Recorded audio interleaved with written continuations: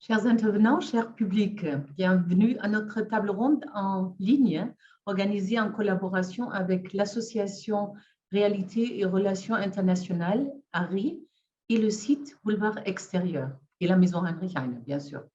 Le thème que nous vous proposons ce soir est intitulé « L'Union européenne et la Chine, les prochains défis géopolitiques ». En 2019, la Commission européenne, dans son document intitulé Vision stratégique sur les relations UE-Chine, a qualifié la Chine de partenaire, concurrent économique et rival systémique. À la lumière des évolutions récentes, l'impression prévaut que la notion de partenariat s'estompe au profit d'une perception plus négative de la part des Européens. À tel point que la ratification de l'accord bilatéral sur les investissements signé sous présidence allemande fin décembre 2020 paraît, au moins pour l'instant, sérieusement compromise.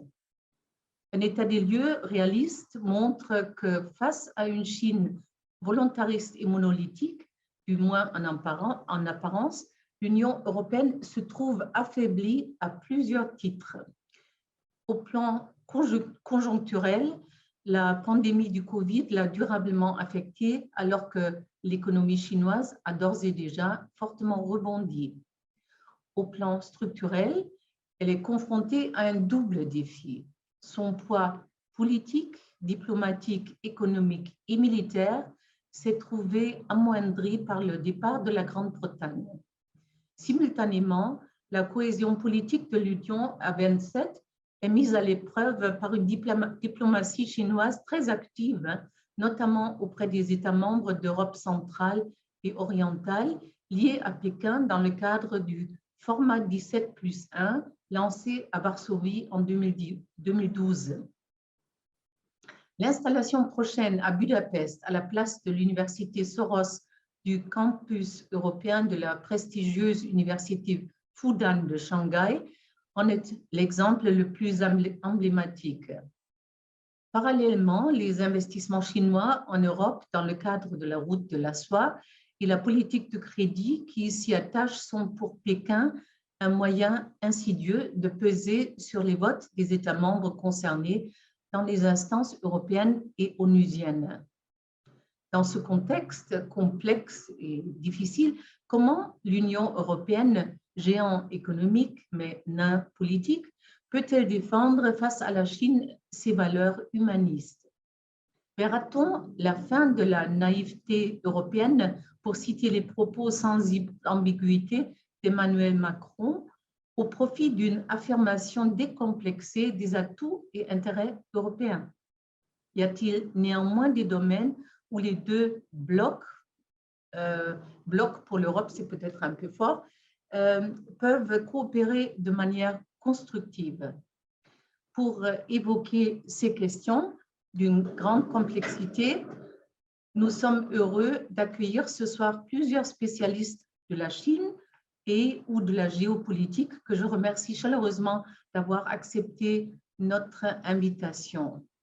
Monsieur Antoine Bondaz, professeur à Sciences Po Paris, chercheur associé à la Fondation pour la recherche stratégique. Monsieur Pierre Grosser, historien, membre du Centre d'histoire de Sciences Po. Pierre Grosser y enseigne principalement l'histoire des relations internationales et les enjeux mondiaux contemporains. En 2010, il a reçu le prix des ambassadeurs pour son ouvrage 1989, l'année où le monde a basculé. Ça, c'est paru chez Perrin en 2019 et sa thèse portait sur la fin de la guerre d'Indochine et s'intéresse aux enjeux interdisciplinaires de l'étude des relations internationales. Monsieur Xi Ming, journaliste freelance et spécialiste de la Chine, également interprète, allemand-chinois, dont les interventions à la télévision allemande, par exemple dans le cadre du Presse Club, m'ont toujours impressionné. Il habite en Allemagne et je suis très heureuse que vous ayez pu vous connecter depuis l'Allemagne. Monsieur Christoph von Marschall, journaliste, correspondant diplomatique pour le quotidien berlinois Der Tagesspiegel. Monsieur von Marschall a été entre 2005 et 2013 correspondant aux États-Unis et pendant la présidence Obama, il a été, ça c'est peut-être intéressant, le seul correspondant allemand dans le corps de la presse de la Maison, dans le corps de la presse de la Maison Blanche, une expérience précieuse pour la compréhension globale des relations internationales et de la politique de ce soir. Le débat de ce soir sera animé par David Capitan, que les familiers de la Maison Heinrich Heine et bien sûr de l'ARI connaissent bien. David Capitan est professeur de droit public à Paris 1, Panthéon-Sorbonne, et président de l'ARI. Je lui passe la parole, non sans avoir remercié par avance nos interprètes. Voilà, ayant repris le son, Madame la directrice, chère Christiane, je vous remercie encore d'avoir organisé cette nouvelle conférence sur un thème qui intéressera beaucoup le public de la Maison Heinrich Heine comme le public de Harry et également les lecteurs de Boulevard Extérieur, la question des rapports entre l'Union européenne et la Chine. La Chine s'est fixé des objectifs extrêmement ambitieux, peut-être pour des raisons aussi de politique interne, qui évidemment frappe beaucoup à l'extérieur de ses frontières, le développement de son intervention dans le monde, le développement lent mais sûr de son économie en font aujourd'hui sans doute un partenaire toujours plus important, mais vous le rappeliez également un rival. Et la plupart de nos pays aujourd'hui s'inscrivent évidemment dans le cadre de l'Union européenne, et donc c'est dans le cadre de cette Union européenne qu'il nous faut désormais observer la Chine et éventuellement agir avec et en fonction d'elle.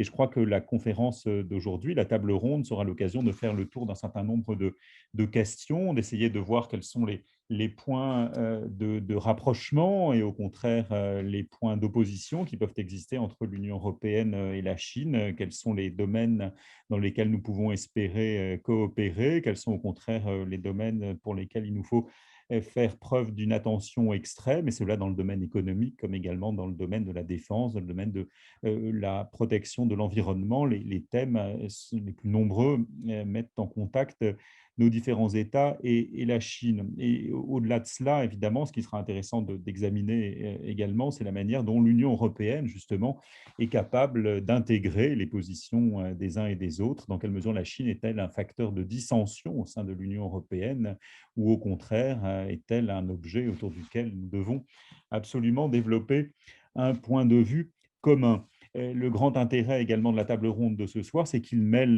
les points de vue, que nous avons ici des représentants qui travaillent plutôt à partir d'une situation française, d'autres sont installés plus précisément en Allemagne, et même si de la France et de l'Allemagne, on a toujours une vision européenne du monde, il est intéressant justement de confronter ces points de vue. Alors, je voudrais peut-être me tourner d'abord vers M. von Marschall pour lui demander de nous expliquer en quelques mots ce qu'est un rival systémique. En effet, c'est le terme qu'a utilisé l'Union européenne, disant que l'Union européenne était peut-être un partenaire, en tout cas un concurrent, mais aussi un rival systémique. Que faut-il entendre par rival systémique? Vielen Dank für die Einladung. Ich freue mich sehr, darüber zu reden. Und ich glaube, dass das auch eine Modernisierung und eine notwendige Aktualisierung unseres Umgangs mit China ist. Die alte Politik, wo man China als einen Nachzügler betrachtete, der politisch und ökonomisch aufzuholen hat, der sich selber als Entwicklungsland bezeichnete, diese Zeit ist vorbei. Die Hoffnung auf Systemkonvergenz hat nicht funktioniert. China ist nicht offener und nicht liberaler geworden. Es hat nicht den symmetrischen Marktzugang geöffnet, wie man sich das erhofft hatte. Und ganz besonders gilt das, seit wir Präsident Xi haben. Das ist aus meiner Sicht, ich sage das jetzt mal so hart, ein Nationalist, der chinesische Interessen vertritt. Das ist ihm nicht vorzuwerfen. Aber die Europäische Union, Deutschland, Frankreich, aber auch die USA und andere Demokratien müssen überlegen, wie sie darauf reagieren. China ist kein Entwicklungsland mehr. Es sollte auch keine präferentielle Behandlung mehr bekommen, ob das die Klimapolitik ist, ob das die Wirtschaftspolitik ist, ob es die Handelspolitik ist. In all diesen Bereichen sollten die Europäer und die Amerikaner erstens ihre eigenen Interessen und Werte vertreten und sich auch gemeinsam absprechen, wie sie gemeinsam China entgegentreten. Und das gilt auch in unserem Umgang mit Demokratien in Asien wie Australien, Neuseeland, Japan. Da müssen aus meiner Sicht Bündnisse geschmiedet werden. Und wir dürfen es uns nicht mehr gefallen lassen, dass China uns gegeneinander ausspielt, weil wir alle wirtschaftliche Interessen haben. Und das ist der Hauptpunkt, warum wir China jetzt nicht nur als Partner, China bleibt Partner in vielen Bereichen, aber es ist gleichzeitig ein systemischer Rivale. Und wenn wir an die Zukunft denken, dann müssen wir einfach unseren Umgang mit China verändern. Und diese Rivalität, die eine Systemrivalität ist, die eine Wirtschaftsrivalität ist, da müssen wir einfach an unsere Interessen denken. Und der letzte Punkt vielleicht, ich glaube, das wird auch interessant mit Blick auf die deutsche Wahl in diesem Jahr. Die bisherige Bundeskanzlerin hat eine Politik des Dialogs mit China betrieben. Frau Merkel war noch sehr diesem alten Zugang verhaftet. Ja, es gibt Meinungsverschiedenheiten. Ja, wir haben einen Unterschied im Wertesystem, im politischen System. Aber wir wollen das alles gerne durch Dialog klären und nicht in Konflikt ausarten lassen. Und weder die Grünen, die möglicherweise die nächste Bundesregierung stellen, noch die CDU nach Frau Merkel wird diese Politik so weitermachen. Es gibt besonders bei den Grünen, aber auch in der Union Stimmen, die sagen, wir müssen selbstbewusster gegenüber China, auch gegenüber Russland auftreten. Und wir müssen es auch mal auf einen Konflikt ankommen lassen und können uns nicht immer nur wegducken, wie wir das zum Beispiel bei Chinas Druck, als wir versuchten, die Pandemie aufzuklären. Hat China sich wirklich so offen und liberal verhalten, wie es es hätte tun müssen? Und auch andere Gebiete. Also ich glaube, wir kommen in ein Gebiet hinein, wo auch Deutschland sich öffentlich gezwungen sieht, selbstbewusster mit China aufzutreten. Und wir sehen diese Art von deutschen Stimmen ja auch schon im Europäischen Parlament. Wir haben ja heute gesehen, dass das Europäische Parlament sagt, es wird das Investitionsabkommen nicht ratifizieren, solange wir Sanktionen von China gegen europäische, deutsche, französische Parlamentarier haben. Und das ist vielleicht auch nochmal ein wichtiger Punkt, was diese Rivalität erklärt. Es gibt ja auch ein kulturelles Missverständnis. Und da bin ich sehr gespannt darauf, was mein Kollege Ximing dazu sagen wird. Es ist ja aus europäischer Sicht absurd, wenn gewählte Abgeordnete dafür sanktioniert werden, dass sie ihre freie Meinung ausdrücken oder die europäischen Werte vertreten, ob es nun um Hongkong geht. Und das wird offenbar von China nicht gesehen, dass das aus unserer politischen Kultur heraus geradezu absurd wirkt, wenn man den Vorsitzenden der China-Delegation des Europäischen Parlaments, also Reinhard Bütikofer, einen deutschen Grünen, wenn man ihm die Einreise nach China verbietet. Wie soll man Dialog machen, wenn man dem Zuständigen für den Dialog die Einreise verbietet? Nicht? Aber aus chinesischer Sicht scheint diese Art von Druck Sinn zu machen. Und das alles spricht aus meiner Sicht dafür, dass wir dieses ganze Verhältnis überdenken und uns neu organisieren. Wie weit haben wir gemeinsame Interessen in Europa, mit den USA, mit Australien, Neuseeland, Japan? Wo haben wir sie nicht? Das wäre also mein Standpunkt. Wir müssen sozusagen den deutschen Umgang mit China verändern. Und deswegen ist diese Festlegung, es ist nicht nur Partner, sondern systemischer Rivale, die ist überfällig und notwendig. Und daraus muss jetzt praktische Politik gemacht werden. Merci beaucoup pour cette première entrée en matière qui nous montre eh bien, toutes les oppositions qui, dans le futur, risquent de poser des difficultés dans les relations entre l'Union européenne et la Chine. De fait, pendant un temps, l'Allemagne est apparue, et notamment lors de la présidence allemande, comme un élément, un facteur de lien entre nos deux regroupements, entre l'Union européenne d'une part et la Chine d'autre part. Et vous l'avez rappelé en favorisant l'accord de partenariat qui rencontre maintenant quelques difficultés. Je voudrais me tourner vers M. Bondaz pour avoir également un écho du point de vue français. Les questions ont un petit peu évolué dans la position que l'Allemagne développe maintenant, et M. von Marschall le rappelait. Du côté français, de quelle manière est-ce que ces questions de rapport entre l'Union et la Chine sont envisagées ? Je dirais que pour l'instant, il y a une évolution bien plus importante dans d'autres États membres, et notamment l'Allemagne, qu'en France. Il faut être extrêmement clair sur ce point-là. L'objet chinois, entre guillemets, en France ne fait pas l'objet d'un débat politique ces dernières années, même si les choses sont timidement en train de changer. On voit que les objectifs fixés par la France, notamment dans le cadre de la présidence d'Emmanuel Macron, sont assez clairs. Il y a deux priorités en réalité dans la relation entre la France et la Chine, mais plus largement l'Union européenne et la Chine du point de vue français. Ce sont les questions économiques et ce sont les questions notamment environnementales, de changement climatique, etc. Sur les premières questions, force est de constater, entre guillemets, que les avancées sont extrêmement faibles. Le déficit commercial bilatéral entre la France et la Chine a atteint quasiment 40 milliards d'euros en 2020. Et la tendance est à une dégradation depuis plusieurs années, donc ça ne s'explique pas uniquement par la crise de la Covid-19. Et les engagements pris par la Chine pour l'instant sont non contraignants. Il y a eu par exemple un accord franco-chinois de 2019, mais qui appelle simplement à un accroissement des échanges sans qu'il y ait aucun objectif chiffré et aucun engagement concret pris par les autorités chinoises. C'est pour cela que les Français avaient d'ailleurs insisté sur la nécessité d'avoir ce fameux accord sur les investissements qui avait commencé à être négocié en 2013, qui a été annoncé finalement donc fin 2020 et qui aujourd'hui est suspendu. Et le vote a eu lieu il y a quelques heures par le Parlement européen et une suspension de l'examen du texte qui est extrêmement claire puisqu'il y a eu 599 voix pour la suspension, 30% s'y sont opposés et seulement 58 se sont abstenus. Donc un rejet très clair du Parlement européen, non pas du texte en tant que tel, puisqu'encore une fois, il n'est pas examiné, mais le refus de l'examiner, comme le disait précédemment Christophe, tant qu'il y a des sanctions internationales. Et donc, il y a en réalité très peu d'avancées sur les questions économiques. Et si la France a obtenu quelques IGP, puisque vous le savez peut-être, 100 IGP européennes sont désormais protégées en Chine et vice-versa, et que parmi celles-ci, il y a plus d'un quart d'IGP françaises, mais cela ne va pas résoudre de fait les problèmes structurels dans la relation économique franco-chinoise. Donc, des résultats économiques, pour l'instant, extrêmement faibles.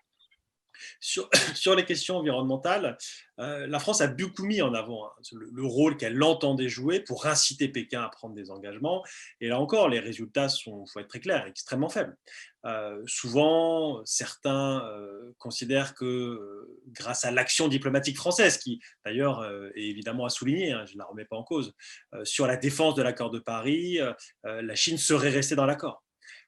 Surtout lorsque les Américains en sont sortis début 2017. Or là, il faut être extrêmement clair. La Chine avait tout intérêt à rester dans l'accord de Paris, non seulement car ses engagements au sein de l'accord de Paris sont limités par rapport à d'autres pays, mais surtout car l'objectif de Pékin, à partir de 2017, ça a été de se différencier des États-Unis en mettant en avant des États-Unis qui seraient unilatéraux, et protectionnistes, qu'ils étaient de fait en grande partie pendant l'administration Trump, face à une Chine qui serait, elle, multilatéraliste et libre-échangiste. Et c'est en cela qu'il y a de fait aussi, pour reprendre les discussions précédentes, une rivalité systémique. La rivalité systémique, elle est aussi dans la volonté de la Chine, de plus en plus clairement, de discréditer des modèles de gouvernance étrangers, évidemment les États-Unis, mais dans une moindre mesure, mais également les régimes politiques en Europe. Et c'est en cela que la rivalité systémique, elle est importante. C'est aussi une rivalité de système à système entre des systèmes politiques qui rendent aujourd'hui la coopération de plus en plus difficile, ou en tout cas qui entraînent de fait la disparition de certaines illusions de la part des Européens en termes de potentiel de coopération, etc. Donc pour reprendre, voilà, deux points, les questions environnementales, les questions climatiques, très peu d'avancées en réalité sur ces différents points, et une position française qui est aujourd'hui assez compliquée sur la question chinoise, même si, il faut le reconnaître là, pour le coup, l'initiative du président Macron a été extrêmement forte. Ça a été de mettre en avant l'unité de l'Union européenne et la nécessité de mettre en avant cette unité européenne. Et là-dessus, il faut être extrêmement clair. La Chine, depuis de nombreuses années, considère non seulement l'Union européenne comme le ventre mou de l'Occident, même si, encore une fois, je pense qu'il faut revenir sur cette notion. Moi, je suis très mal à l'aise avec le fait qu'il y ait cette image dans les médias chinois d'un Occident, entre guillemets, qui serait uni, uniforme, homogène, aligné sur les États-Unis, etc. On en parlera sûrement plus tard. Il y a une vraie diversité au sein même de l'Union européenne. Donc, il y a évidemment une diversité au-delà entre l'Union européenne et les États-Unis. Mais encore une fois, une volonté française de mettre en avant l'unité, puisque c'est justement ce dont ce sur quoi la Chine mise. On le voit récemment avec certaines résolutions sur Hong Kong qui sont bloquées par tel ou tel pays. C'est le cas de la Hongrie récemment, c'était le cas d'autres pays ces dernières années. Et donc la volonté française de mettre en avant cette unité. Ça s'est traduit en mars 2019 avec l'invitation de la chancelière Merkel et du président Juncker à l'époque à l'Élysée, lors d'une visite d'État du secrétaire général Xi Jinping en France. Ça a été le cas aussi lors de la visite en novembre 2019 à Shanghai du président français. Il y était allé à l'époque avec la ministre de l'enseignement supérieur et de la recherche allemande, mais également du commissaire européen à l'époque pour l'agriculture qui allait devenir le commissaire européen pour le commerce, et donc des messages très forts qui avaient été lancés. L'objectif aujourd'hui, c'est de poursuivre cette dynamique, mais d'éviter qu'elle soit contre-productive. Et là où les Français et les Allemands, qui travaillent très bien ensemble sur ces questions-là, font face à plusieurs difficultés, c'est la nécessité de se coordonner avec les autres pays européens et de ne pas donner l'impression qu'il y aurait une entente franco-allemande au détriment des autres. Et en cela, l'invitation du président Macron en décembre 2020, lors de l'annonce de l'accord d'investissement, a été mal perçue par de nombreux partenaires européens, à un juste titre. Pourquoi le président français a été invité alors que la France n'avait pas la présidence du Conseil, alors que la France n'avait pas eu un rôle particulier par rapport aux autres pays dans la négociation de cet accord. Ça a été mal interprété et peut-être mal anticipé par les autorités françaises et notamment à l'Élysée. La question qui se pose aujourd'hui, il faut être très clair, c'est celle d'une visite potentielle conjointe entre Macron et Merkel en Chine, peut-être en juillet 2021. Et là encore, ce serait potentiellement une bonne chose, mais qui doit être préparée, expliquée aux pays européens. Et l'objectif, c'est de donner l'image d'une unité européenne et non pas simplement de l'unité du couple franco-allemand. Et donc ça, je pense que c'est un défi important. Puis il y a un autre défi, puis après je m'arrêterai là, puisque je pense qu'on en discutera plus tard. C'est aussi la question du fait que certains problèmes allemands ne sont pas des problèmes français dans nos relations avec la Chine. Les enjeux économiques sont évidemment très importants pour la France, mais ils ne sont pas aussi importants que pour l'Allemagne. Pour vous donner juste un ordre de grandeur, les exportations allemandes vers la Chine en 2020 étaient égales à la somme des investissements françaises, italiennes, belges, espagnoles, irlandaises, polonaises, finlandaises, suédoises et autrichiennes vers la Chine. Et donc, l'Allemagne a évidemment des intérêts économiques considérables, qui ne sont pas les mêmes pour la France, qui sont moins importants, ou en tout cas beaucoup plus concentrés sur certaines entreprises. C'est évidemment le cas d'Airbus, c'est dans une moindre mesure, mais tout aussi important, le cas pour la filière du nucléaire française, etc. Et donc, l'enjeu, en fait, dans les mois à venir, c'est non seulement qu'il y ait cette coordination franco-allemande, alors même, encore une fois, que les intérêts ne sont pas forcément alignés, mais qu'il y ait surtout une coordination maximale avec nos partenaires européens, puisque ce n'est pas tant la mise en scène de cette unité que l'unité réelle qui sera importante dans les négociations futures avec la Chine. De fait, la question de la manière dont l'Union européenne peut arriver à s'accorder en fonction des intérêts divergents de ses différents membres nous retiendra tout à l'heure. Mais je voudrais tout d'abord me tourner vers M. Shiming pour savoir son point de vue, lui aussi, sur le regard général que l'on peut porter sur la Chine. Il est vrai que la Chine est longtemps apparue, notamment à l'époque où l'administration Trump était très unilatéraliste, apparaissait à l'Europe comme un havre de multilatéralisme. Les choses ont un petit peu changé maintenant que le président Biden est arrivé. Comment faut-il envisager la Chine, là encore, comme un partenaire potentiel? Y a-t-il encore des sujets sur lesquels nous puissions nous entendre? Ou bien, au contraire, la rivalité est tellement importante que le problème aujourd'hui est de nous unir pour résister à une pression? Vielen Dank für die Einladung. Ich denke, wir sollten, was China angeht, auch von der chinesischen globalen Perspektive anfangen. Man hat eine lange Zeit vermutet, dass China mit einer globalen Rolle zumindest nicht so eilig hat. China wolle zuerst in Asien bleiben, im Fernen Ost. China enthält sich in den ganzen 1990er Jahren im Weltsicherheitsrat. China spielte die Außenpolitik herunter. Wir wollen mit allen guten Beziehungen haben. Wir entwickeln unsere Wirtschaft und wir, soweit es geht, auch kooperieren mit zum Beispiel Friedenstruppen in Afrika und so weiter. Was man aber dabei vergisst, ist, dass die chinesische Führung noch nie einen globalen Anspruch aufgegeben hat. Es ist nur eine andere Darstellung. Also in den 90er Jahren gibt es einen Slogan, das sehr typisch chinesisch ist. Der Slogan lässt sich ins Deutsche oder ins Französische so übersetzen: Wir verstecken uns so lange, bis wir alle anderen überreden können. Das ist eine historische Metapher, die offiziell als eine Art Doktrin für die chinesische Außenpolitik ausgegeben wird. Dieser Satz ist psychologisch zu lesen, also wir haben schon vor, alle anderen zu überreden. Vergiss es nicht. Wir verstecken uns nur. Solange es nicht danach aussieht, dass wir alle anderen überreden können, werden wir uns verstecken. Ich glaube, da beginnt schon ein grundsätzliches systemisches Missverständnis, das insbesondere europäische Mächte wie Frankreich, Deutschland, aber auch andere zunächst diese weltpolitische Herrschaftsanspruch der Chinesen oder chinesischen kommunistischen Partei ignorieren. In Amerika ist es etwas anders, aber auch in Amerika gab es lange Zeit die Stimmen, die da sagen, ja, also China eindämmen, solange China unsere Weltherrschaft nicht bedrohen.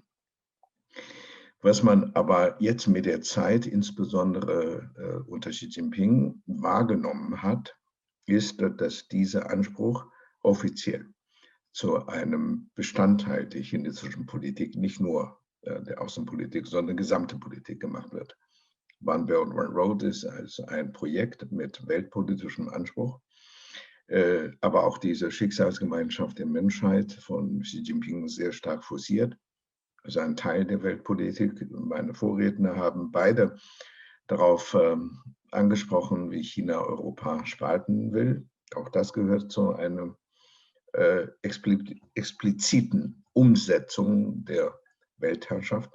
Das gehört dazu, auch Chinas Anspruch auf Afrika. Was man jetzt wahrnimmt, ist nichts Neues, ist nur expliziter geworden. Also das zunächst von der chinesischen Perspektive. Unter dieser Perspektive hatte man alle anderen außenpolitischen Positionen mehr oder weniger strategisch instrumentalisiert. Also die Beziehung zu den USA wird als Dreh- und Angelpunkt für die ganze chinesischen Außenpolitik angesehen. Wir ärgern die Amerikaner, wir fordern sie heraus, aber nur bis zu dem Punkt, dass die Amerikaner nicht wach werden und uns global herausfordern. Das ist jetzt Schluss, auch wegen Trump, so blöd und so antagonistisch anklingt. Trump ist der erste amerikanische Präsident, der dem chinesischen Präsidenten klipp und klar ins Gesicht gesagt hat, wir lassen euch gar nicht gelten. Ihr kommt bei uns gar nicht durch. Ja, selbst wenn wir alles in die Schale werfen werden, wir werden euch zurückdrängen. Und wenn man es historisch zurückblickt, war das eigentlich schon unter Obama so. Obamas Administration hat das nur nicht so deutlich zur Sprache gebracht. Also wenn man jetzt bedenkt, 2013 gab es ein Video, 135 Minuten, produziert von der chinesischen Volksbefreiungsarmee, die offiziell schon von einer Umzingelungsgefahr Chinas sprach, von einer Unterwanderung Chinas, von einem Untergang Chinas, wenn China jetzt nicht sofort reagiert. Und wir sollten uns daran erinnern, dass da zu dem Zeitpunkt war Trump noch nirgendwo zu sehen. Also China hat schon wahrgenommen, dass Amerika alleine, Europa schwärmten damals noch von Wirtschaftsinteressen, von ja, ein bisschen hier und da, wir sind Kooperationspartner, Klimaschutz. Also Amerika ist quasi instrumentalisiert worden als Dreh- und Angelpunkt. Und dann kommt Russland. Russland war lange Zeit im Kalten Krieg ein willkommener Gegner und Partner. Gegner deswegen, weil es zu einem Bruch der Beziehungen zwischen der Sowjetunion damals und China gekommen ist. Es kam auch zu Grenzkrieg. Partner allerdings in einem sehr ironischen Sinne. Mao Zedong hatte darauf hingedeutet, dass solange der Westen mit der Sowjetunion zu tun hatten, solange würde der Westen auf uns nicht achten. Solange können wir die Zeit nutzen, um uns zu entwickeln. Also fördern wir den Konflikt zwischen Westen und der Sowjetunion. Sie sollten sich bitte in die Haare kriegen, Sie sollten sich bitte niemals versuchen, näher zu kommen. Jedes Mal, wenn es anders kommt, wird China dazu beitragen, dass es nicht so weitergeht. Das typischste Beispiel, was mit Europa zu tun hat, war Kosovo-Krieg 1999. China hat sich die ganzen 90er Jahre fast niemals vom Vetorecht Gebrauch gemacht. Nur in diesem Jahr war das so. China hat das Vetorecht eingelegt, um die Verlängerung des Mandates für die Friedenstruppen in Mazedonien zu verhindern. Man fragte sich damals sehr erstaunt, was hat China eigentlich in Mazedonien zu suchen oder in Kosovo? Und später kommt heraus, dass die Chinesen diesen Schritt strategisch gedacht haben, denn das gießt Öl ins Feuer. Da kriegen die ganzen Westen mit der Sowjetunion oder mit Russland zu tun. Und tatsächlich kam es auch zu dieser sehr harten Auseinandersetzung. Und tatsächlich hatte China sehr leicht Spiel, um den WTO-Beitritt über die Bühne zu bringen. Der Westen beeilt sich, China diesen Schritt zu gewähren. Ja. Jetzt spielt auch Russland weiterhin diese Rolle, nur in einem anderen Licht. China braucht wieder Russland, weil Chinas Militärkapazität noch nicht ausreicht, um den gesamten Westen abzuschrecken. China lädt Russland immer mehr zu Militärmanövern ein, nicht nur im Mittelmeer, nicht nur in Ostsee, um Europa eine Lektion zu erteilen, sondern zunehmend jetzt auch im Ostchinesischen See, im Südchinesischen See, vielleicht auch im Pazifik und dergleichen mehr. Gleichzeitig allerdings sollte Russland ihre Schreckensrolle nicht verlieren. Vor allen Dingen sollte Russland Europa an sich binden, vor allen Dingen Deutschland. Also die Deutschen, so sagen die chinesischen Analysten, haben viel Schiss vor den Russen, aber keinen Schiss vor uns Chinesen. Also deswegen können sie mit uns Chinesen unendlich Geschäfte machen, aber mit Russland müssen sie vorsichtig sein. Das Beispiel Krimea, das Beispiel Ukraine, das zeigt ja jetzt auch die Nord Stream 2, sind es so alle für die chinesischen Beweise, dass Europa sich an Russland strategisch leider durch Konflikte gebunden haben oder für die Chinesen zum Glück. Also diese sehr widersprüchliche Rollenzuweisung für Russland wird demnächst eine sehr ominöse Rolle spielen, auch in der chinesischen Weltpolitik. Entweder stellt sich China insgesamt gegen den Westen, jetzt auch gegen eine zunehmend politisch sich einigenden Europa, dann wird Chinas Außenpolitik Russland einbinden. Und vor allen Dingen in strategischen, militärischen Sinne, um eben diese Schreckensrolle zu verstärken. Oder aber, wenn Europäische Union immer noch darauf absieht, jetzt als Partner Klimaschutz zum Beispiel mit China zu betreiben.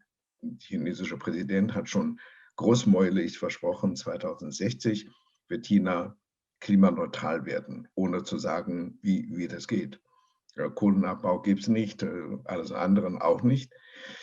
Und jetzt zur Europäischen Union. Ja, es ist richtig, dass China immer wieder versucht, Europa zu spalten. Osteuropa 17+1. Seit 2016 allerdings sieht China mit großem Schrecken, dass dieses Konzept nicht funktioniert. Und zwar nicht nur aus europäischem Einigungsdrang, sondern China merkte, dass der geopolitischen Schutzbedürfnisse Osteuropas China engen Grenzen setzt. Also Polen, baltische Republiken, Tschechien, Slowakei, Slowenien, jetzt langsam sogar Rumänien, wegen Moldau.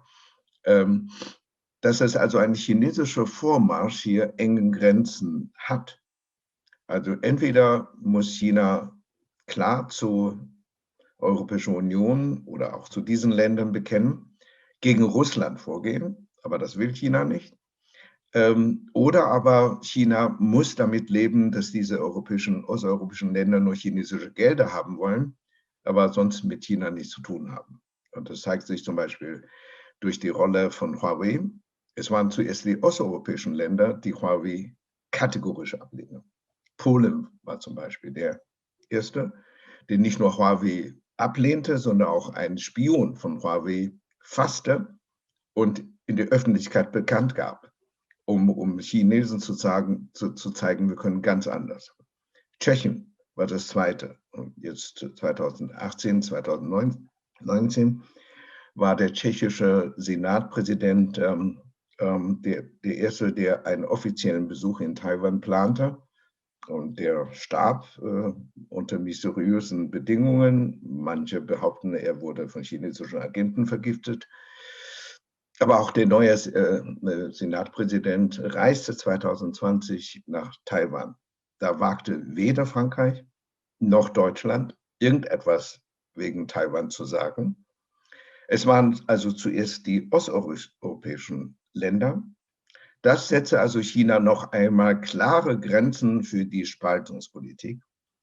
Da hat man sich noch gedacht, ja, vielleicht können wir zwischen Frankreich und Deutschland einen strategischen Keil eintreiben. Frankreich ist weltpolitisch viel anspruchsvoller als Deutschland. Also versuchen wir Frankreich zu appeasen mit unserem klimapolitischen Versprechen 2060. Deutschland ist viel gieriger nach nach Exporten. Also versprechen wir den Deutschen, wir machen also Investitionsvereinbarung. Jeder bekommt nur den er hat, den er haben will. Hier sind die ersten Grenzen aus chinesischer Sicht aufgetaucht, als Frankreich als erste europäische Großmacht eine indo-pazifische Strategie aus der Taufe gehoben hat. Und Frankreich handelte sehr schnell. 2019 hatte Frankreich schon mit Indien einen 2+2 Mechanismus eingerichtet, also Verteidigungsminister, Außenminister.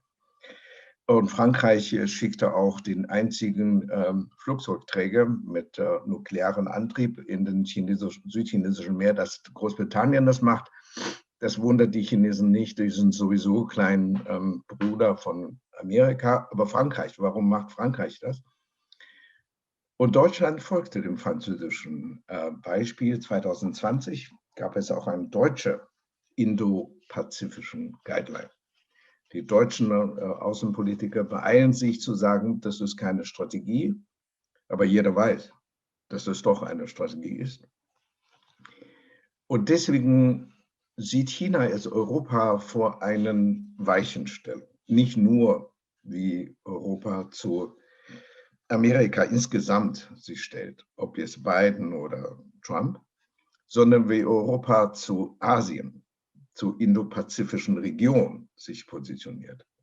Denn es ist ja klar, dass Indien der nächste große potenzielle Rivale Chinas geworden ist und noch mehr wird, auch als Markt. Indien hat ungefähr so viele Menschen wie Chinesen.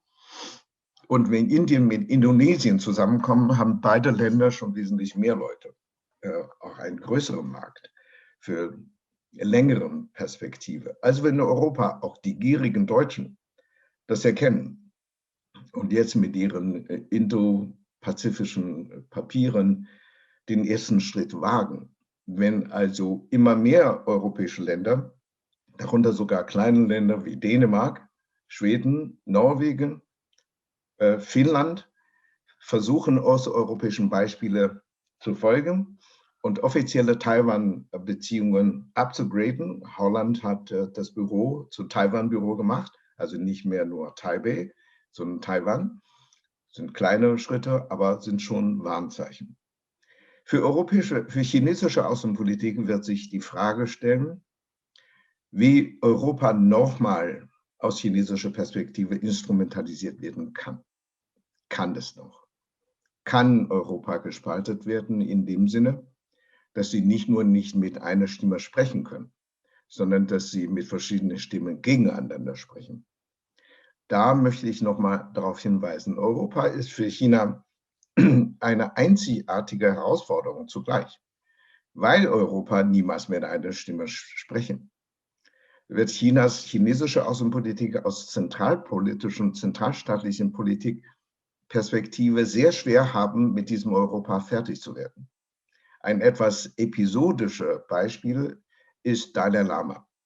2007 hatte Merkel Dalai Lama eingeladen. Merkel wurde bestraft, indem Peking Sarkozy nach Peking einlud. Und Sarkozy wurde belohnt mit einer großen Bestellung von Airbus. Die Chinesen vergessen nur, dass die Deutschen 43% Anteil an Airbus haben. Im nächsten Jahr lud Sarkozy Dalai Lama ein. Da wurde Brown, also der britische Premier, nach Peking eingeladen und auch Brown wurde belohnt. Und sie vergessen wieder, dass die wirtschaftlichen Verwebungen in Europa in eine einzigartige Position versetzt, mit Chinesen so umzugehen, dass verschiedene Stimmen gleichzeitig laut werden. Und sie haben große Schwierigkeiten, auch international. Also Gaddafi zum Beispiel. Frankreich und Italien flogen schon Kampfansätze. Deutschland enthält sich im Weltsicherheitsrat der Stimme. Mit wem sollte man sich anfreunden? Mit Italien und Frankreich oder mit Deutschland? Also weltpolitisch ist dieses Europa nicht deswegen leichter für China zu handeln, nur weil Europa nicht mit einer Stimme spricht, sondern weil Europa mit so vielen Stimmen spricht und auch mit so vielen Optionen gleichzeitig hantiert. Das wird zunehmend auch eine Herausforderung im Nahen Osten. Wir sehen jetzt in den neuen israelisch-palästinensischen Konflikt, dass europäische Mächte Israel-Unterstützung versprechen, ohne aber die Palästinenser direkt anzugreifen, auch scharf zu kritisieren. Es ist schon wieder ein Good Guy, Bad Guy Spiel unter den Europäern und zwischen den Europäern und den Amerikanern. Mit dieser Anmerkung belasse ich das erstmal bei der allgemeinen Darstellung. Wir können gerne mal auf verschiedene Komponenten der chinesischen Politik eingehen. Dankeschön. Alors, merci de ce point de vue original qui nous montre que les faiblesses qui sont les nôtres dans l'Union européenne peuvent aussi être parfois des forces et que si la Chine est un rival systémique de l'Europe, l'Europe est peut-être aussi un rival systémique de la Chine grâce à cette multiplicité de voix. Avant de revenir sur ces questions, je voudrais me tourner vers Pierre Grosser, grand spécialiste de la guerre froide, pour lui demander si finalement ce tableau général que nous voyons se profiler avec une Chine qui devient peut-être avec la Russie, le rival principal d'un Occident qui s'appuie d'abord sur l'Amérique, mais dont l'Europe partage un grand nombre de valeurs. Est-ce que finalement, c'est une nouvelle guerre froide dans laquelle nous nous trouvons? Est-ce que c'est le tableau classique que l'on a connu après la Seconde Guerre mondiale qui, après le changement des années 90, finalement se recompose et nous donne un environnement finalement relativement familier ou est-ce que les choses ont tellement changé depuis cette époque que finalement le parallèle n'a pas tellement de sens?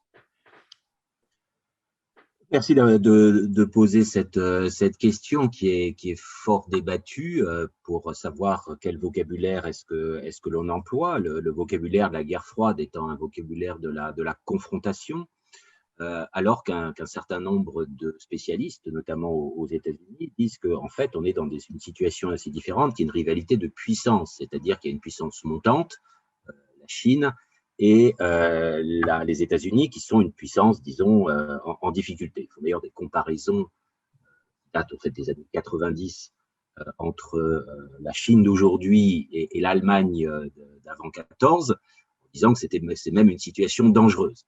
Cette comparaison ne tient pas debout, mais elle est faite extrêmement souvent. La Première Guerre mondiale n'est pas liée aux rivalités entre les Britanniques et les Allemands. Mais c'est important parce que, si vous voulez, vous voyez bien que vous avez deux lectures de ce qui se passe aujourd'hui. Une lecture donc qui tourne, qui se concentre sur l'affrontement j'allais dire, de valeurs, et l'autre qui est plus une réflexion sur la puissance. Avec cette idée, finalement, que la Chine est une puissance comme une autre, que toute puissance qui monte en force, comme les États-Unis au XIXe siècle, essaye d'avoir un espace réservé. C'était la fameuse doctrine Monroe pour les États-Unis. C'est, disons, la mer de Chine du Sud ou même l'ensemble de l'Asie pour la Chine. Le fait que la Chine ait envie d'avoir une marine globale, une Blue Navy, c'est ce que les Américains ont fait à la fin du 19e siècle aussi. Pourquoi? Parce qu'ils devenaient une grande puissance. Donc, je veux dire, la nature du régime n'aurait aucune conséquence. Et d'ailleurs, vous entendez des gens aujourd'hui dire que la Chine n'est pas un problème, que la Chine, voilà, est une grande puissance, comme les États-Unis sont une grande puissance, et que, si vous voulez, il ne faut surtout pas rentrer dans ces affrontements. Je pense que, évidemment, les deux lectures sont bonnes. D'abord parce qu'on est en guerre froide, parce que les Chinois ont l'impression de n'être jamais sortis de la guerre froide. Je crois que c'est ça qui est quand même un des points fondamentaux. Depuis 1989, d'abord parce qu'il s'est passé quand même quelque chose en 1989, où on avait l'impression qu'ils étaient en retard sur l'histoire. Aujourd'hui, c'est l'inverse. On a l'impression, en tout cas c'est ce qu'ils disent, que ce sont eux qui ont été en avance sur l'histoire, c'est-à-dire, qui ont tiré les leçons de la chute de l'Union soviétique, ce qui est évidemment extrêmement important, et deuxième chose, qui ont pu faire les réformes nécessaires au lendemain de 1989, notamment avec le fait de conserver la colonne vertébrale de la puissance chinoise, c'est-à-dire le Parti communiste, pour réussir un miracle unique dans l'histoire du monde, parce que c'est ça quand même qu'il faut dire, un miracle unique dans l'histoire du monde, et de devenir en quelques années la plus grande puissance du monde, puisque voilà, tout le monde dit que 2030, 2040, 2050, enfin, tout le monde fait ses calculs, ils passeront devant les États-Unis. Donc, ils ont toujours eu l'impression finalement que les Américains étaient hostiles, et tout ce que les Américains ont pu faire pour critiquer la Chine était considéré finalement comme une mentalité de guerre froide. Donc, le terme de mentalité de guerre froide est revenu perpétuellement. Donc, je pense que du côté chinois, on n'a pas eu l'impression de sortir de la guerre froide. En même temps, et c'est ça qui, je crois, est vraiment important, ils ont aussi cette vision de montée en puissance, de revanche de la puissance chinoise. Pour la première fois cette année, la Chine, c'est 18% de la population mondiale et 18% du PNB mondial. En 1900, ce n'était pas tout à fait ça. Bon. Donc, voilà, c'est le retour de la Chine, et tout ce que l'on peut faire en Occident pour critiquer la Chine, lui imposer des contraintes, notamment environnementales ou autres, c'est considéré comme une façon d'empêcher la Chine de retrouver sa place, bien sûr de laver l'humiliation du 19e siècle, etc., mais de retrouver sa place et d'être la puissance triomphale de la deuxième moitié du 21e siècle. Et de la même façon, on a ce mélange entre, j'allais dire, de l'approche assez réaliste en termes de puissance et d'approche idéologique sur les critiques à l'égard du Parti communiste chinois. C'est-à-dire que quand vous critiquez le Parti communiste chinois, vous êtes accusé non pas seulement d'être un anticommuniste, mais comme c'est le Parti communiste qui, dans la narration officielle, a permis à la Chine d'être la grande puissance qu'elle est aujourd'hui, si vous voulez changer de régime, affaiblir le Parti communiste, en fait, vous voulez affaiblir la Chine et sa puissance. Donc, c'est pour ça que je pense qu'on est dans les deux dimensions de cette histoire, c'est-à-dire, j'allais dire, la dimension 1914, donc des rivalités de puissance d'un monde traditionnel, et de l'autre côté de la guerre froide, à laquelle il faut rajouter quelque chose qui, me semble-t-il, est plus spécifiquement américain qu'européen, qui est, j'allais dire, le souvenir des années 30. Le souvenir des années 30, c'est quoi? C'est la peur pour les États-Unis, et on l'a vu dans le discours de M. Pence, vice-président américain en 2018. L'histoire des États-Unis, c'est de féconder l'Asie, c'est de multiplier les interactions avec l'Asie. C'est quelque chose qui est, j'allais dire, quasiment identitaire, et que le pire, c'est quand vous avez une puissance qui empêche ces relations entre l'Asie et les États-Unis, et qui crée un espèce de bloc asiatique. Ça a été évidemment le Japon dans les années 30. On a à un moment pensé que c'était Chine-Union soviétique pendant la guerre froide. Et maintenant, ça a été le Japon. On a cru que le Japon, au début des années 90, allait faire ça, une espèce de bloc yen. C'était totalement fou, mais on l'a pensé. Et maintenant, c'est ça. Et la grande peur des États-Unis, c'est d'être séparé de la Chine. Ce qui me fait revenir à l'Europe, puisque c'est quand même notre sujet. En fait, on n'a pas du tout non plus le même rapport à l'Asie. Et je crois que ce qui est très fascinant aujourd'hui, et ça explique pourquoi le peu d'intérêt que Antoine faisait très justement remarquer, c'est que nous, notre aventure asiatique, c'est terminé depuis Dien Bien Phu. Faut être honnête. Alors après, on a la geste de Gaulle qui va reconnaître la Chine communiste ou des choses comme ça, mais c'est pas une vraie présence asiatique. Et pour la plupart des pays d'Europe, je parle même pas de la Chine, de l'Allemagne, pour qui, d'une certaine façon, à l'automne 1914, l'aventure asiatique se termine. Les Britanniques, d'une certaine façon, en 1971, c'était presque terminé leur aventure asiatique quand ils ont dit plus de bases à l'est de Suez. Et là, on redécouvre l'Asie, on nous dit que c'est important, mais je crois que dans l'esprit de la plupart des gens, l'Asie, c'est loin.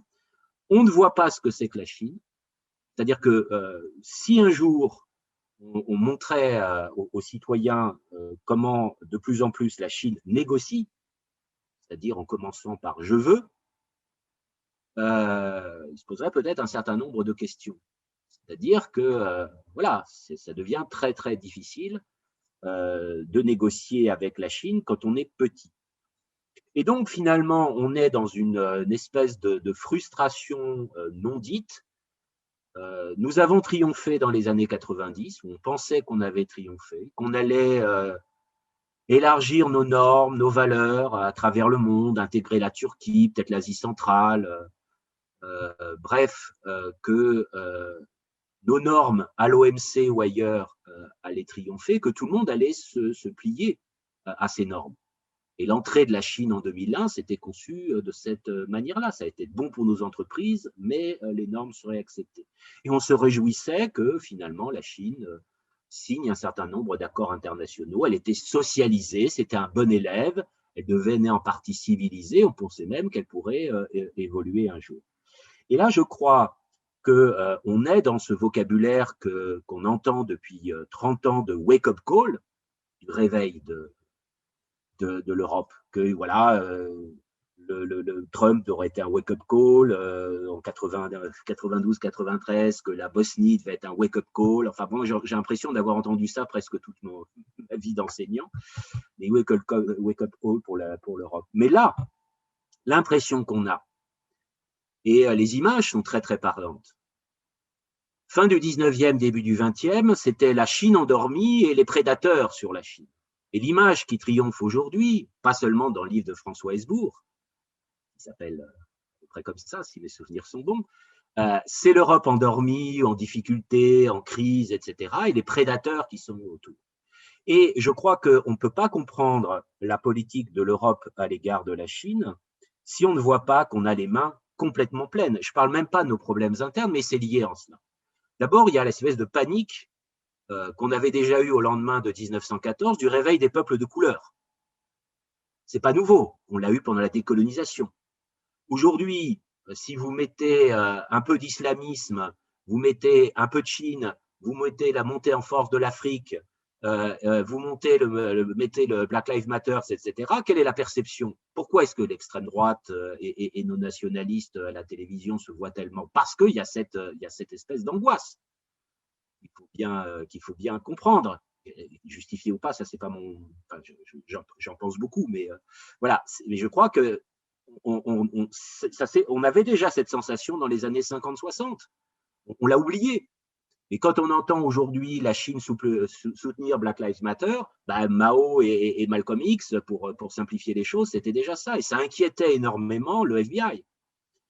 Et ça nous inquiétait nous aussi, parce qu'on a toujours l'impression que la guerre froide, c'est uniquement des chars d'assaut face au pacte de Varsovie. Mais c'était aussi l'Union soviétique qui trahissait sa race, parce que c'est ça qu'on disait, qui trahissait sa race en facilitant la montée en force des peuples de couleur par la décolonisation.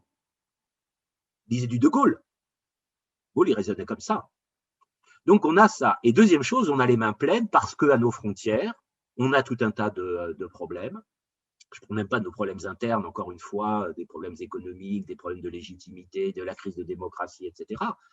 Et pour un pays comme la France, qui certes parle indo-pacifique, c'est très bien, pour tout un tas de raisons sur lesquelles on reviendra peut-être.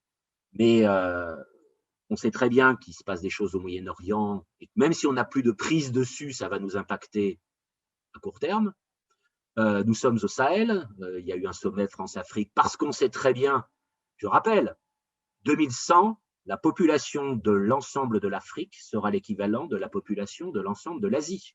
De l'ensemble de l'Asie, Inde, Chine et Indonésie, Bangladesh, etc., etc. Donc, je veux dire, c'est quelque chose dont quelqu'un qui regarde un peu à long terme doit tenir compte. Donc, je pense que l'on a tout ça. Et on est abandonné par les États-Unis. En tout cas, c'est la perception que l'on a eue avec Trump. On sait très bien qu'avec Biden, c'est pas facile non plus.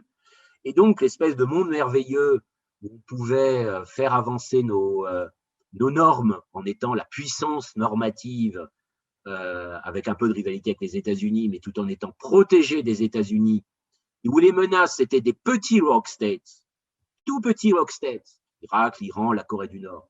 Maintenant, on a l'impression d'avoir des très gros rock states, la Russie et la Chine, et comme ça a été rappelé, la révolution majeure géopolitique des 30 dernières années, c'est le rapprochement entre la Chine et la Russie. Et on a beau essayer, notamment notre président, de tendre la main à la Russie en disant « vous êtes en Europe, comme à mon avis, et pas à mon avis, ça a été prouvé, dans l'entourage de Trump, on l'a pensé en 2017 en arrivant au pouvoir. Donc, encore une fois, de jouer la Russie contre la Chine. Pour le moment, ça ne marche pas. Et donc, je suis désolé d'avoir cette description assez négative. On n'a pas la tête à ça. On n'a pas la tête à la Chine. Et Antoine a tout à fait raison de rappeler que c'est un problème. Vous avez effectivement des pays qui tout d'un coup ont des espèces de bouffées de résistance. Les Anglais en ce moment, la Lituanie, une bouffée de résistance. Peut-être que la Serbie va ouvrir les yeux, on ne sait pas. La Hongrie peut-être aussi, mais voilà. Mais il n'y a pas, à mon avis, de vraie politique commune pour réfléchir à ce qu'il faut faire à terme, et je n'ai aucune idée de ce qu'on peut faire à terme face à ce qui est en train de devenir un rouleau compresseur, qui est le rouleau compresseur chinois.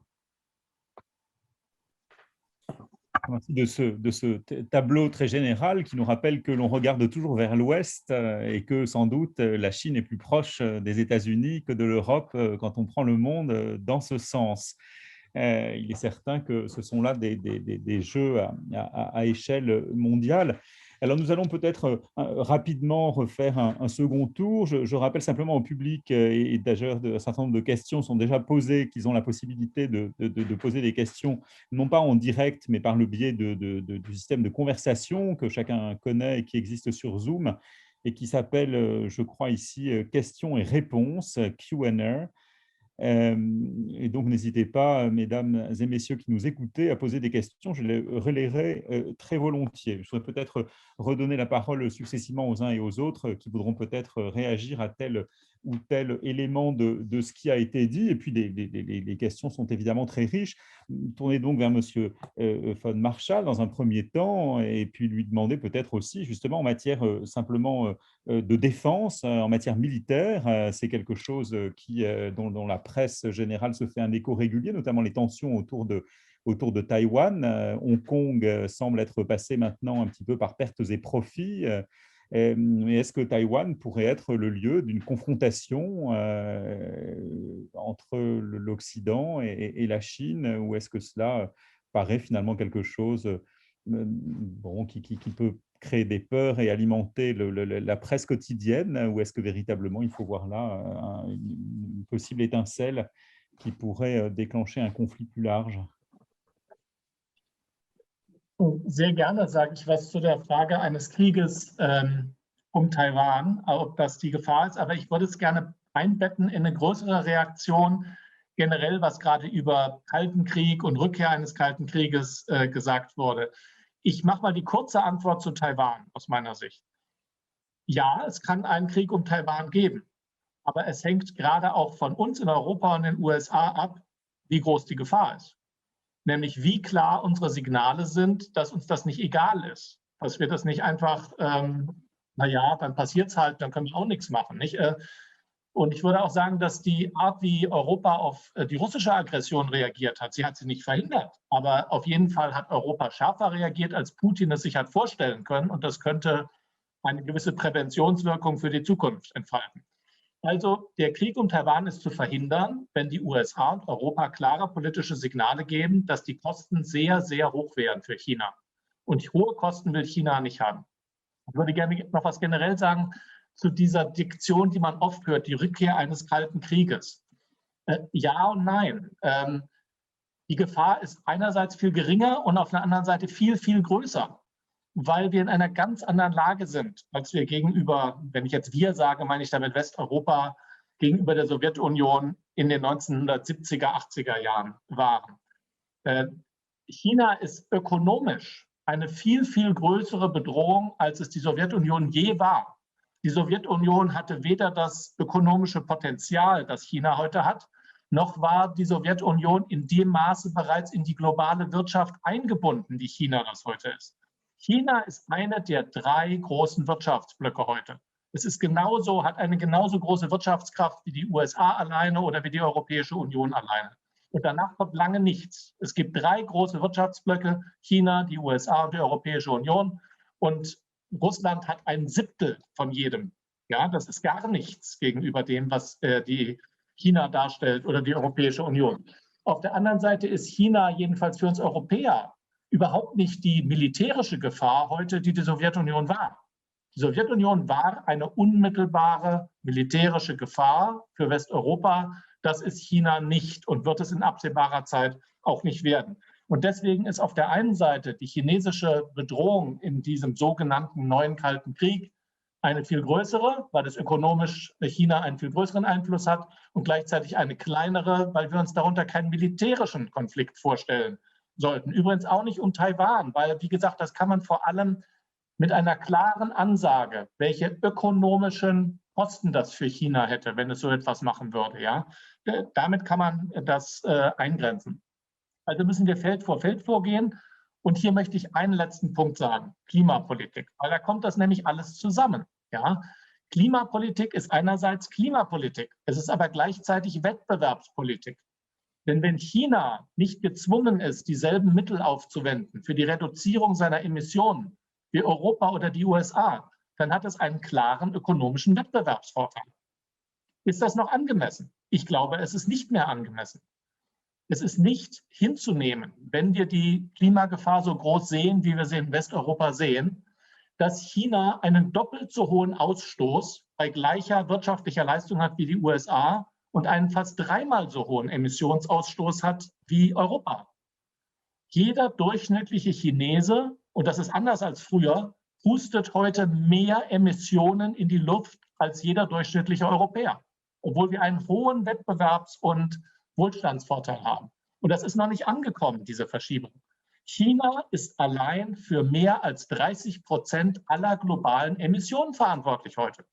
Und wenn wir in Deutschland Kohlekraftwerke abschalten, und ich will nicht dagegen sprechen, das ist schon richtig, aber es hat überhaupt keinen Zweck global, wenn China ein Mehrfaches an neuen Kohlekraftwerken im selben Jahr wieder ans Netz bringt. Ja? Also dieser Druck muss zunehmen. Und es ist sowohl eine Frage des Multilateralismus, wo China mehr Lippenbekenntnisse abgibt, als dass es wirklich multilateral handelt.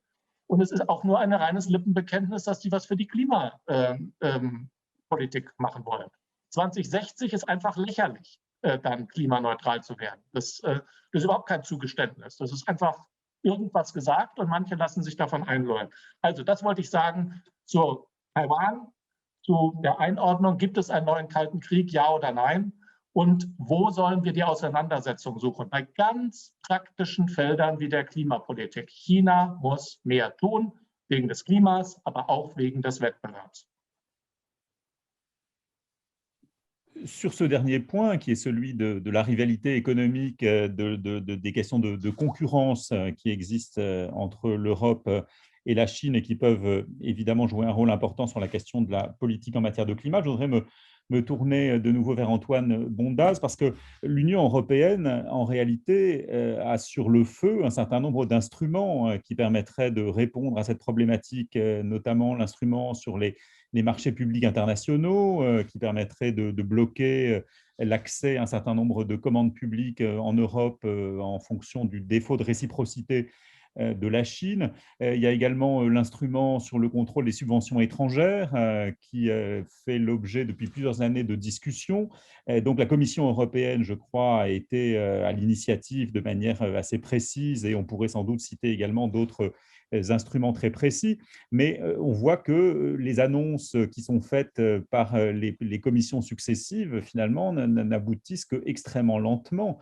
Alors, quels sont au sein de l'Union européenne, justement, les facteurs, les éléments qui font que l'on ne va pas plus vite, alors que le discours qui est le nôtre depuis le début de cette conférence est que vraiment, il y a un intérêt absolument immédiat et dont tout le monde est conscient de s'unir pour faire face à cette rivalité importante que la Chine constitue? Alors, premièrement, il y a sûrement une prise de conscience, mais cette prise de conscience, elle est extrêmement récente.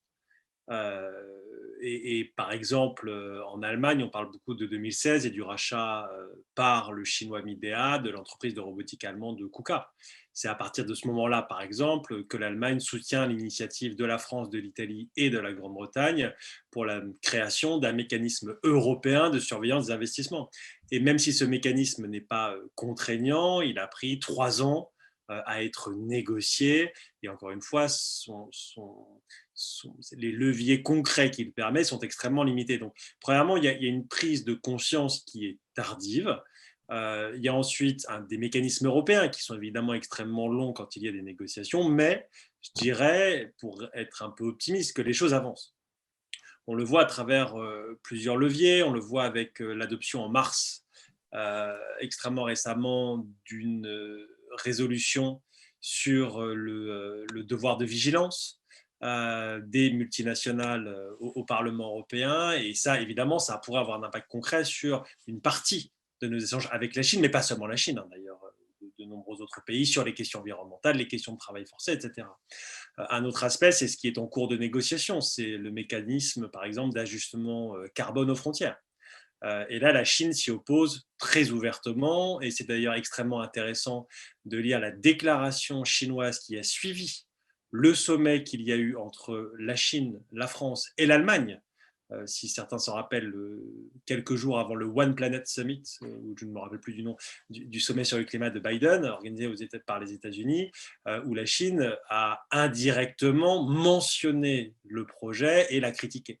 Donc, je dirais, le principal problème au niveau européen, ce n'est pas, comme trop souvent on le dit, l'absence de levier. L'Union européenne, c'est le premier marché au monde, c'est le premier partenaire de la Chine depuis plusieurs années. La Chine, les investissements européens en Chine sont considérables. Les investissements français, c'est 500 000 emplois à eux seuls.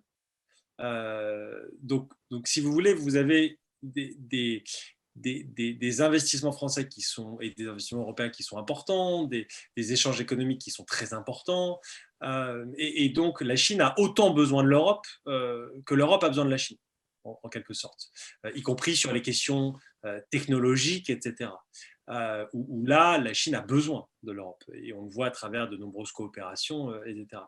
Donc, je dirais, non pas qu'il n'y a pas de dépendance, il y a de la dépendance, mais premièrement, il y a une vraie interdépendance. En tout cas, il y a une interdépendance. C'est comme ça qu'il faut plutôt lire la relation.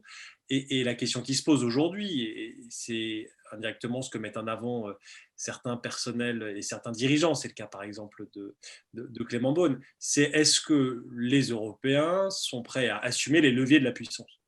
Encore une fois, ce n'est pas un problème de levier, c'est un problème de volonté politique. Est-ce qu'on est d'accord collectivement pour actionner ces leviers ?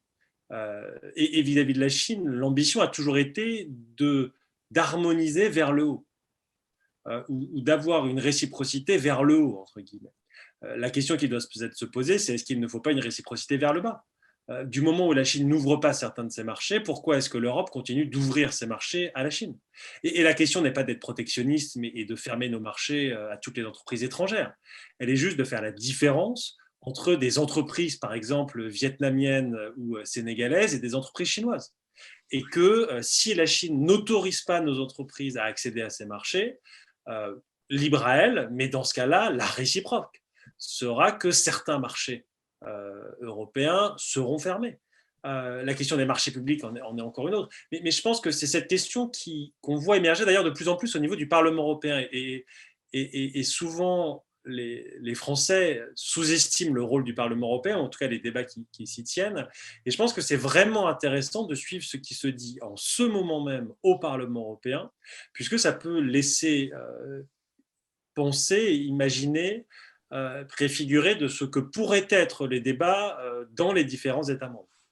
Et les sujets en ce moment au Parlement européen, c'est encore une fois cette question de devoir de vigilance, de contrôle aux frontières de certaines importations, de mécanismes d'ajustement en matière de carbone, de réciprocité imposée et non plus simplement demandée.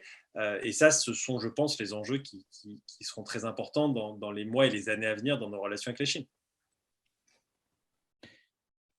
Je vais me tourner de nouveau vers Ximing pour lui rendre la parole et lui permettre de s'exprimer sur tel ou tel point qui aura été abordé. Mais je voudrais aussi peut-être lui demander s'il peut nous donner un point de vue un peu intérieur sur la Chine, la position de cette Chine que nous voyons très monolithique, et quels sont les éléments explicatifs de la position du gouvernement chinois actuel qui dépendent de l'état intérieur du pays, au plan économique, au plan politique, et d'autre part, et c'est une question qui a été posée par le public, quelles sont les structures qui permettent, nous voyons évidemment la personnalité de Xi Jinping toujours au premier plan, parce que nous avons une vision un peu simplifiée pour comprendre ce qui se passe, mais évidemment, il est lui-même soumis à des contraintes, et puis d'autre part, il a aussi des structures qui lui permettent de comprendre le monde, et quels éléments peut-on ou devrait-on prendre en compte pour bien comprendre comment la Chine agit, réfléchit?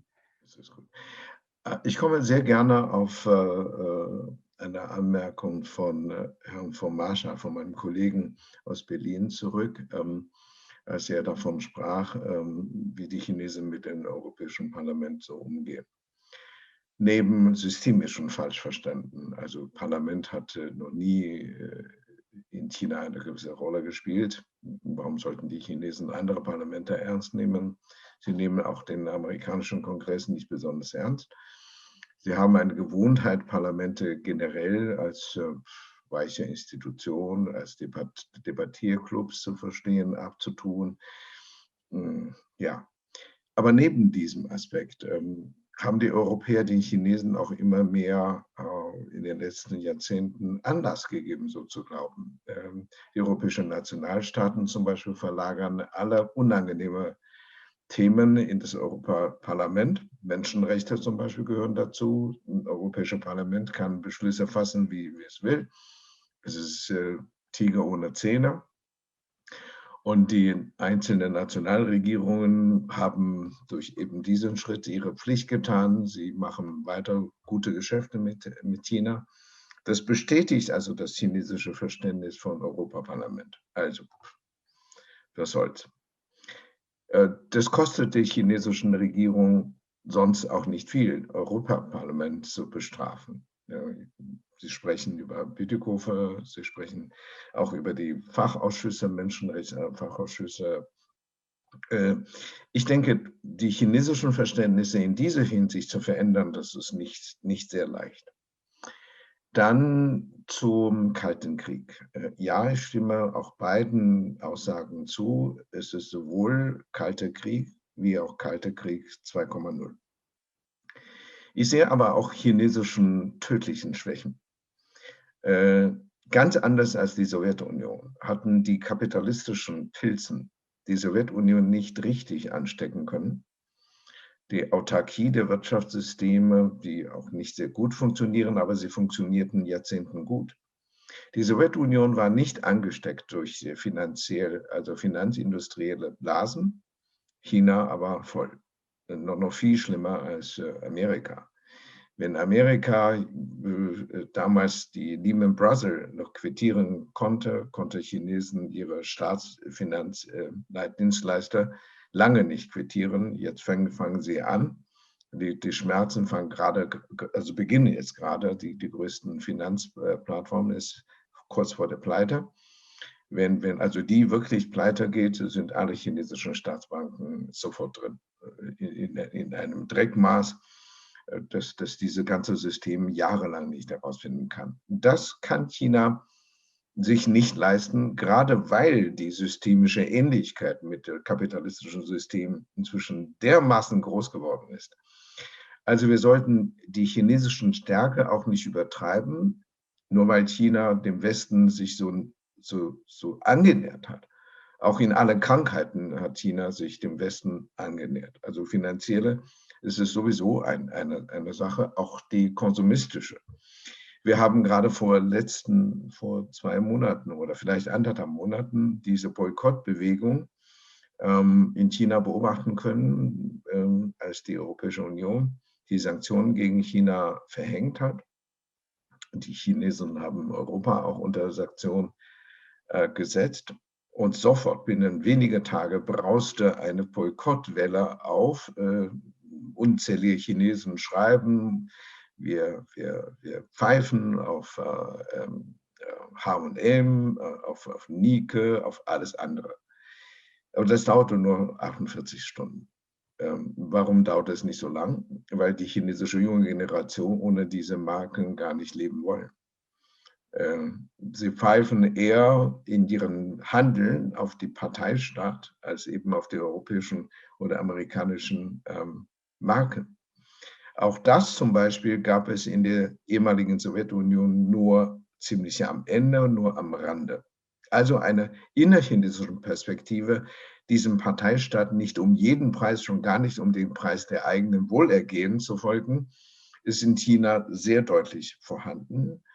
Und man sieht in dieser Pandemiegeschichte auch, dass nicht nur zivilgesellschaftlicher Widerstand sich zu Wort melden, sondern auch im Apparat selbst. Die chinesischen CDC-Vorsitzende hat sich reinwaschen können, um zu sagen, ich habe die Informationen nach oben gegeben, und das druckte sogar die chinesischen Zeitungen. Jeder kann das lesen. Und jeder kann die Frage sofort stellen, wenn der wirklich die Information weitergegeben hat, was haben die obersten Chefs damit gemacht? Damit also bestätigt er den Verdacht, dass der Fehler ganz oben liegt. Das ist in den 5 Jahrzehnten seit der Gründung der Volksrepublik China noch niemals passiert. Das passiert diesmal, 2020. Und er ist nicht alleine. Es gibt noch andere Oberbürgermeister, die sich so etwas leisten, und sie werden alle auch nicht behelligt. Das zeigte, um nochmal auf Xi Jinping zu kommen, Xi Jinpings Machtposition. Wir können zumindest so viel sagen, dass in der Sachpolitik Xi Jinping immer weniger durchsetzen kann, egal was er beschließt oder egal was er hat beschließen lassen. Zum Beispiel die sogenannte Innerzirkulationssystem für die chinesische Wirtschaft. Das wurde im Mai 2020 groß an die große Glocken, an allen großen Glocken gehängt. Chinesische Oppositionellen im Ausland sprechen schon Planwirtschaft, von Kriegswirtschaft.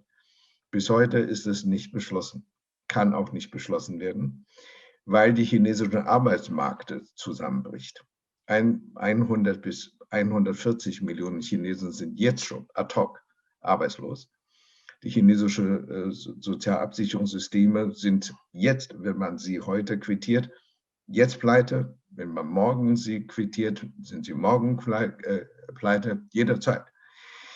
Das heißt also, dass die sachpolitischen Terrain für Xi Jinping kaum noch bedienbar sind, auch für seine nächsten Amtszeit, die er anstrebt.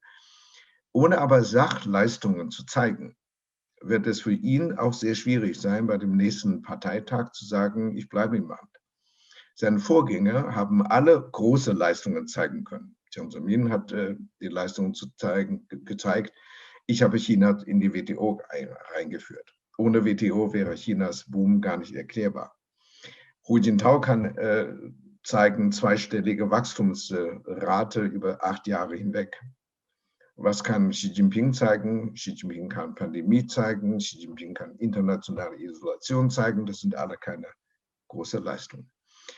Also umso mehr, wenn er an der Macht bleiben will, muss er auf Druckmaschine setzen, im doppelten Sinne.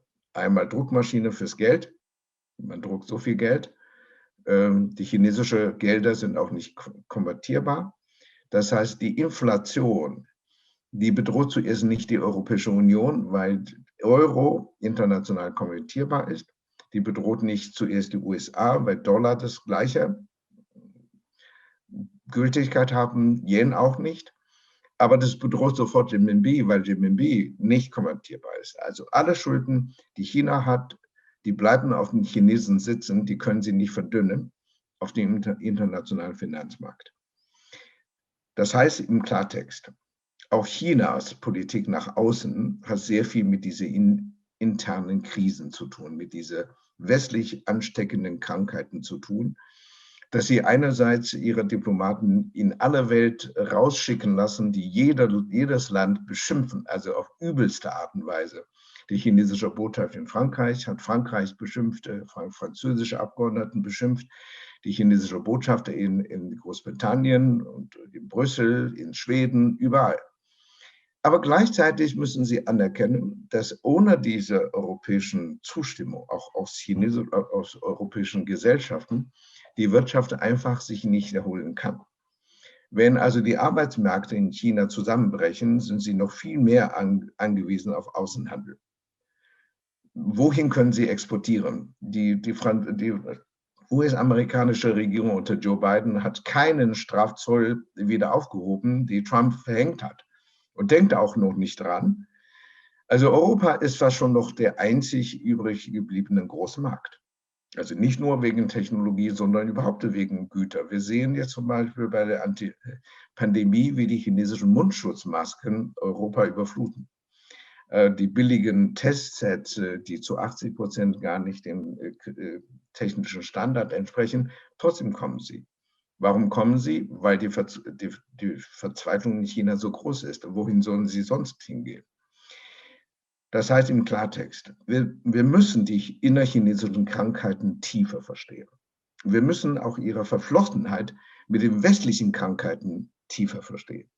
Es kann uns nicht egal sein, dass China krank wird, und zwar auf genau die gleiche Art und Weise, wie unsere Wirtschaften auch krank werden. Und das ist ein Aspekt, dem man bis heute sehr wenig Aufmerksamkeit schenkt. Man sagt, ja, China ist groß, China ist aggressiv. Die chinesische Schwäche spielt genauso auch eine Rolle für die chinesische Geopolitik. Also One Belt One Road war zuerst als Notlösung, Notrettung gedacht. Die Überkapazität exportieren war das erste strategische Ziel unter allen drei. Also warum wollen Sie die Überkapazitäten exportieren? Weil 2012, als Xi Jinping noch nicht im Amt war, die Chinesische Akademie für Sozialwissenschaften schon festgestellt haben, dass von 28 Branchen 26 Branchen unerträgliche Überkapazitäten hatten. Sprich, die chinesische Volkswirtschaft war schon 2012 am Rande einer systemischen Krise. Deswegen mussten sie so viel Geld reinpumpen, um diese Kapazitäten zu exportieren. Warum bauen sie überall Flughäfen? Weil China keine Flughäfen mehr brauchen. Aber die Bautruppen, die müssen irgendwie beschäftigt werden. Die Baustahl, die müssen man exportieren und dergleichen mehr. Ich will nicht sagen, dass damit keine Weltstrategie gefahren wird. Ich will nur sagen, dass dahinter auch eine chinesische Notwendigkeit, ein chinesisches Krisenszenario mitspielt. Je tourne de nouveau vers Pierre Grosser et je me fais aussi un petit peu l'écho d'une question qui a été posée par le public dans les aspects de guerre froide avec lesquels on a pu tracer des parallèles. Évidemment, un rôle important revient à la guerre culturelle, à la volonté d'exporter son système et plusieurs auditeurs du public nous font remarquer que peut-être une grande différence de la Chine avec l'Union soviétique d'une autre époque et qu'elle ne cherche pas à changer le régime des autres pays. Est-ce que les questions culturelles, les questions d'influence médiatique jouent un rôle important de votre point de vue quand on observe la Chine? Parler à l'instant des ambassadeurs, il est vrai que nous avons été habitués à des situations différentes. Il y a quelques années, j'avais eu l'occasion de l'entendre dans une université d'été, un ambassadeur de Chine qui était une personnalité tout à fait remarquable, qui parlait un français superbe, qui avait un esprit toujours émoussé, qui arrivait à mettre derrière lui son auditoire quel qu'il soit. Je me souviens l'avoir entendu à l'université du MEDEF devant des représentants de petites et moyennes entreprises françaises qu'il a réussi à faire applaudir plus que personne, alors que la Chine, a priori, représente le meilleur contraire. Et aujourd'hui, nous avons un ambassadeur, effectivement, qui ne brille pas particulièrement, enfin, qui se répand en insultes, comme on le disait, de manière sans doute un peu particulière. Mais c'est un aspect très marginal. Du point de vue général de l'influence culturelle, est-ce que c'est quelque chose qui vous semble jouer un rôle à l'heure actuelle dans l'opposition entre la Chine et les autres acteurs de cette nouvelle guerre froide 2.0, comme le disait M. von Marschall? Alors, juste d'abord, deux mots sur les questions économiques. Bien entendu, hein, il y a des différences majeures avec la guerre froide, mais je voulais juste rappeler quand même que Lénine pensait qu'on allait vendre aux Américains la corde pour se pendre, c'est-à-dire qu'ils allaient vouloir aller sur le marché soviétique. Et il y a eu d'ailleurs une grosse fascination pour la modernité américaine dans l'Union soviétique, et donc les Américains sont venus aider à l'époque de Staline à la construction d'usines. Donc, il y a l'idée que l'Union soviétique était totalement fermée et ne voulait pas faire d'échanges internationaux, je pense, est un peu plus compliqué. Le deuxième point, c'est que on sait comment ça s'est terminé, mais pour connaître un peu ce qui se disait de l'Union soviétique au début des années 50, beaucoup de gens pensaient qu'elle allait passer devant l'Occident, que le niveau de vie de l'ouvrier soviétique allait dépasser le niveau de vie de l'ouvrier français et que tout le monde allait voter communiste. Troisième point que je voulais… Donc, je veux dire, il faut faire attention à aussi ne pas considérer que de toute façon, tout était joué dès le départ. Et troisième chose que je voulais faire remarquer, c'est que la Chine a appris la guerre économique et commerciale pendant la guerre froide. Il y a eu beaucoup de travaux qui ont été faits là-dessus, c'est-à-dire qu'elle a subi des restrictions commerciales beaucoup plus importantes que l'Union soviétique par le Chincom, et qu'elle a appris à jouer à travers ça, par Hong Kong évidemment, aussi à utiliser l'arme commerciale, l'arme économique avec le Vietnam. Donc, l'utilisation de l'arme économique a commencé. D'ailleurs, je rappelle très vite que la grande différence avec la guerre froide aussi, c'est que les États-Unis et l'Union soviétique ne se sont jamais battus directement, tandis qu'en Corée, les Américains et les Chinois se sont plus que battus.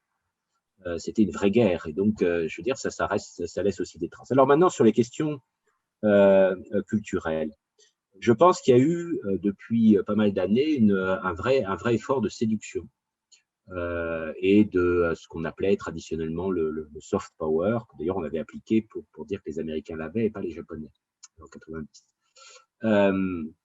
Et donc, il y a eu un vrai travail de séduction, et l'ambassadeur dont vous parlez, qui était issu de l'ENA, connaissait bien son petit monde, ça en faisait, je pense, partie de présenter une bonne image de la Chine. Je crois que ce qui est frappant, c'est ce qui s'est passé dans les 2 dernières années, surtout la dernière année, surtout avec la crise du coronavirus. C'est-à-dire qu'il y a eu l'impression d'avoir gagné, d'avoir fait quelque chose de bien, d'être critiqué malgré cela, de voir Taïwan quasiment triompher et, disons, avoir une diplomatie culturelle et une diplomatie publique extrêmement développée. Je pense que ça a mis Pékin, les dirigeants chinois, hors d'eux. Et donc, effectivement, il y a eu ce nouveau ton qui n'est pas si nouveau que ça. Il avait déjà été employé, mais qui a pris de l'ampleur, qui, je crois, a un écho dans le entre guillemets, le public chinois. Il y a là toute la question de savoir si c'est bon pour la carrière ou pas. Passer du Canada à la France, c'est pas si mal que ça non plus, hein, il faut bien l'avouer. Enfin, dans les hiérarchies, hein. traditionnelle. Je parle de l'ambassadeur à Paris. Donc, il y a tout un tas de facteurs qui font qu'aujourd'hui, ce qui est très, très frappant, c'est que l'image de la Chine s'est dégradée partout, sauf un peu moins peut-être effectivement en Serbie, et encore, mais elle s'est dégradée partout. Et d'un autre côté, on a l'impression que la Chine n'en a pas énormément de choses à faire, que ce n'est pas tellement grave, qu'on peut continuer à jouer des coudes et à essayer de passer devant, qu'on peut tordre des bras pour faire voter des gens aux Nations Unies pour des résolutions ou pour faire passer des candidats chinois. Visiblement, je ne dis pas que les Français ou les Américains n'ont jamais tordu des bras, mais ça tord des bras un peu plus fortement. Donc, je pense qu'on est dans un moment assez curieux et j'aimerais bien savoir comment ça va se passer, les rencontres dont on parlait tout à l'heure, puisqu'il n'y a pas eu de rencontre directe avec Xi Jinping depuis un moment, et comment ça va être négocié les questions de protocole, justement, puisqu'on a beaucoup parlé de protocole pour l'Union européenne ces derniers temps. Et déjà, négocier les questions de protocole, il y a eu des exemples très connus, de Guinée ou ailleurs, où il s'est passé des choses assez impressionnantes, et d'autres ailleurs. Je pense, voilà, c'est qu'on est décomplexé. En même temps, on ne veut pas créer de crise parce que il y a l'anniversaire cette année, le centenaire du Parti communiste. On a les Jeux Olympiques, on ne voudrait pas de boycott quand même. Même si on s'inquiète des performances de l'équipe de hockey sur glace. Mais voilà, fondamentalement, on ne veut pas de clash, mais maintenant, on ne se laisse plus du tout faire. C'était quelque chose qui montait en force, mais qui a pris énormément d'ampleur. Et je crois qu'on parlera longtemps de cette année 2020-2021. On a des sensations de rupture de ton, de rupture de comportement. On l'a vu justement sur Hong Kong et sur Taïwan, hein, quand même un durcissement très net sur les questions de frontières, sur les questions intérieures, sur tout un tas de questions aussi, évidemment sur la presse, sur ce qu'on peut dire à l'étranger de la Chine. Enfin bref, il y a un durcissement. Et en même temps, pour revenir à ce dont on parlait par rapport à l'Union européenne, on a l'impression finalement que tout ce qu'on nous avait annoncé sur les questions de découplage, alors il y en a d'une certaine façon un peu en Chine, puisqu'on est quand même, la Chine n'est plus l'usine du monde, hein. Il y a la part des exportations dans le PNB a fortement baissé depuis les années 2000. Mais quand vous regardez les banques américaines et la finance américaine qui continue à se précipiter en Chine, quand vous regardez effectivement le commerce extérieur allemand avec la Chine, qui a augmenté de 20% et aux importations et aux exportations. Quand vous regardez du côté français, ce dont on a parlé de quelques secteurs, mais n'oublions jamais le luxe, qui est absolument fondamental pour la France, rien ne change et tout le monde a peur d'un boycott, car c'est une arme qui a 120 ans en Chine. Hein, le boycott, c'est quand même, je veux dire, presque pas eux qui l'ont inventé, mais qui a été la première grande arme anti-impérialiste. Et d'autre part, notre redressement, puisque M. Fabius nous a annoncé que le tourisme était absolument fondamental pour la France et qu'on a quand même énormément basculé vers le tourisme, je pense que tout le monde attend qu'un jour, les Chinois reviennent. Et d'ailleurs, tout ce discours sur les violences anti-asiatiques, le racisme anti-asiatique, qui pourrait justifier que les Chinois, et c'est facile en claquant des doigts que la France soit bannie, poserait des problèmes tout à fait considérables par rapport à la venue de touristes chinois. Donc, on a l'impression que finalement, d'un point de vue économique, certes, on parle géoéconomie, certes, à Bruxelles, on commence à parler terres rares, on commence à parler évidemment des questions de souveraineté numérique, etc., etc., mais que d'un point de vue financier et pour beaucoup de grandes entreprises, et notamment pour la France, pour sa question du tourisme, qui est fondamentale puisqu'on a fait ce choix, je rappelle que c'est un choix de miser sur le tourisme, en fait, il n'y a pas eu beaucoup de changements. Que cette année n'a pas bouleversé grand-chose. Merci beaucoup. Je crois que M. Ximing souhaite prendre la parole.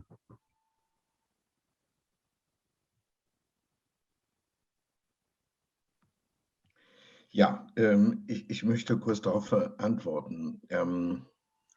Ich denke, dieser kulturelle Faktor spielt gewiss eine Rolle, eine langfristige Rolle. Das ist eine psychologische Fundierung von den Empfindungen. Wie empfinden wir Europäer als Chinesen? Wie empfinden die Europäer Chinesen und dergleichen mehr Tourismus, Wirtschaft? Allerdings denke ich, die Situation wird in China anders wahrgenommen. Als die Europäer quasi keine geomilitärische Geste gemacht haben, funktioniert es einigermaßen gut. Also die Europäer wollen noch Geld. Okay, dann bringen wir eben Geld. Ja.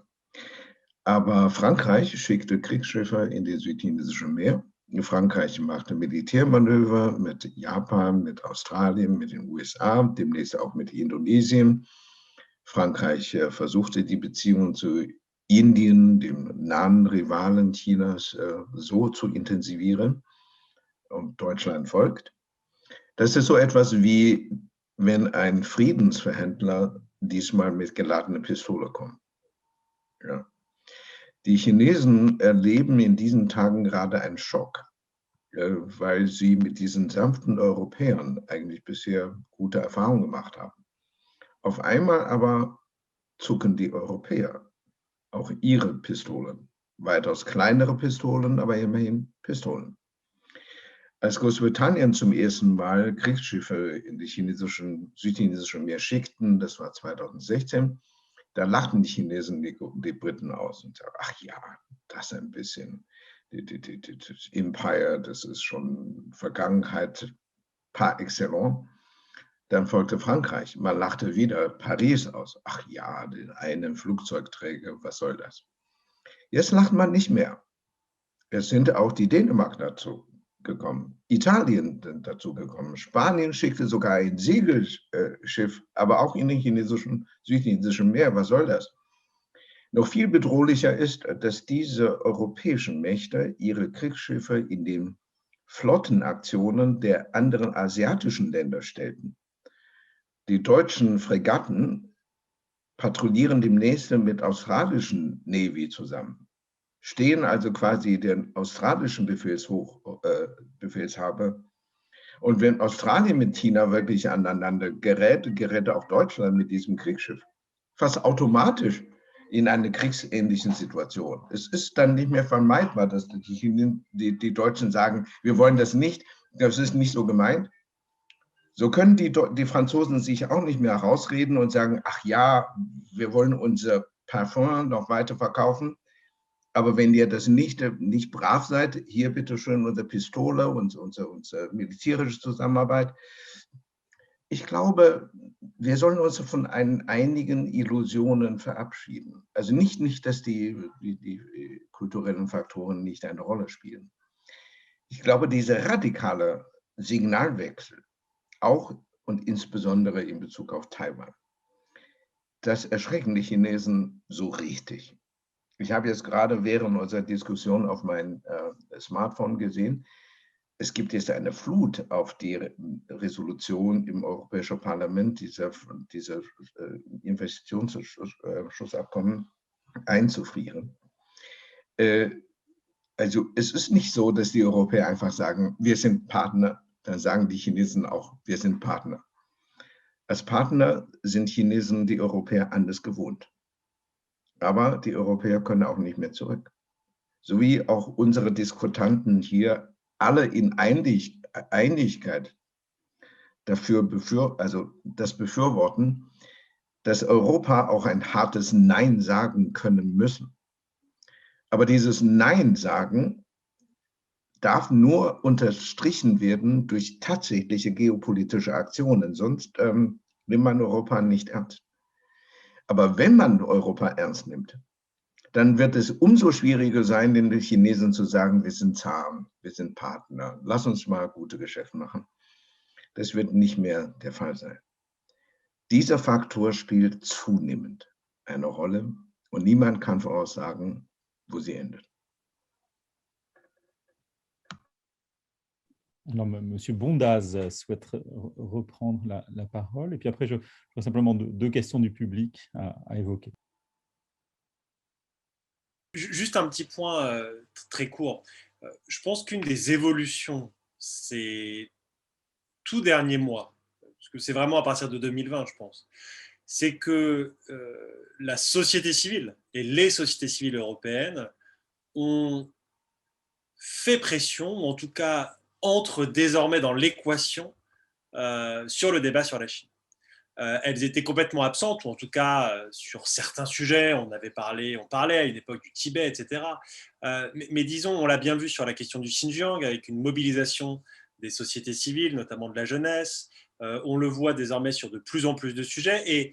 Et là où je pense que les autorités chinoises ont fait une erreur d'analyse, c'est pendant trop longtemps d'avoir considéré que parce que les négociations n'étaient que entre exécutifs et qu'il n'y avait pas de débat en Europe, tant qu'on se concentrait sur les élites politiques et économiques, on pouvait grosso modo continuer à négocier, continuer à avancer, etc.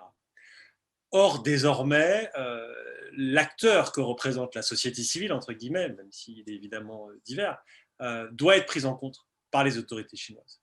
Et que la dégradation de la perception de la Chine, l'apparition de la Chine dans le débat, pas toujours de la bonne façon d'ailleurs, il faut être très clair, hein, le débat n'est pas toujours de qualité, est quelque chose qui doit être pris en compte par les autorités chinoises, notamment dans leur communication en Europe et dans leur façon de négocier en Europe. Et pour parler de l'éditorial, par exemple, du Global Times, qui est sorti il y a moins d'une heure sur justement le veto, la suspension de l'examen du texte, les autorités chinoises, en tout cas à travers le Global Times, disent quelque chose qui est non pas surprenant, mais qu'il faut tout de même souligner. Elles disent, alors que les deux parties avaient atteint un consensus, le Parlement européen a créé un problème et c'est une erreur entre guillemets, c'est une erreur dans la façon dont l'Union européenne est construite et une erreur dans la façon dont l'Union européenne se comporte. Mais c'est oublier quelque chose de très simple, c'est que le fonctionnement démocratique et la séparation des pouvoirs fait que vous avez beau négocier avec un exécutif, cela ne veut pas dire que le législatif va simplement voter en faveur de ce texte. Et ça, je pense que ça reflète encore une fois l'erreur de fond des autorités chinoises. Elles ont eu raison pendant de nombreuses années, mais désormais les choses sont différentes, qu'il faut prendre en compte le pouvoir législatif, surtout au niveau européen, et également l'impact des sociétés civiles. Alors, c'est une image intéressant de la Chine qui se forme avec les forces et les faiblesses. Je voudrais simplement relancer un petit peu une question qui a été soulevée dans le public, c'est la question des rapports la question de la politique africaine de la Chine. Alors, on l'a évoqué à plusieurs reprises. Monsieur Shiming nous a expliqué qu'il fallait utiliser les bras chinois qui n'étaient pas occupés, qu'on les envoyait construire des ponts, des ports et des aéroports à l'étranger, et peut-être notamment en Afrique. Monsieur Grosser nous a rappelé tout à l'heure que bientôt l'Afrique serait plus importante que l'Asie tout entière. Mais c'est évidemment une question qui est très souvent développée par la presse occidentale, en tout cas en France, j'imagine en Allemagne aussi. C'est celle de cette présence tout de même très régulière d'une politique africaine de la Chine. Qui souhaite prendre la parole sur ce point pour dire un mot peut-être? Monsieur Grosser. Je viens en étant très, très général, ce qui n'est pas bien parce que, en fait, c'est très complexe. Ça dépend vraiment des pays, puisque la Chine, d'abord, avait commencé sa politique africaine dans les années 50 et 60, donc il n'y a rien de tout à fait nouveau. Et que dans les années 2000, on avait l'impression qu'elle se concentrait essentiellement sur, j'allais dire, des pays difficiles. Ça peut être un euphémisme, genre Zimbabwe, Soudan, etc. Aujourd'hui, évidemment, la Chine, vous avez des cartes partout pour montrer la présence chinoise. Vous avez des espèces de cycles, certains où vous avez, on dit la Chine est partout, après un cycle pour dire mais les Africains ne veulent pas de la Chine. Donc, il y a des incidents, il y a des problèmes, etc.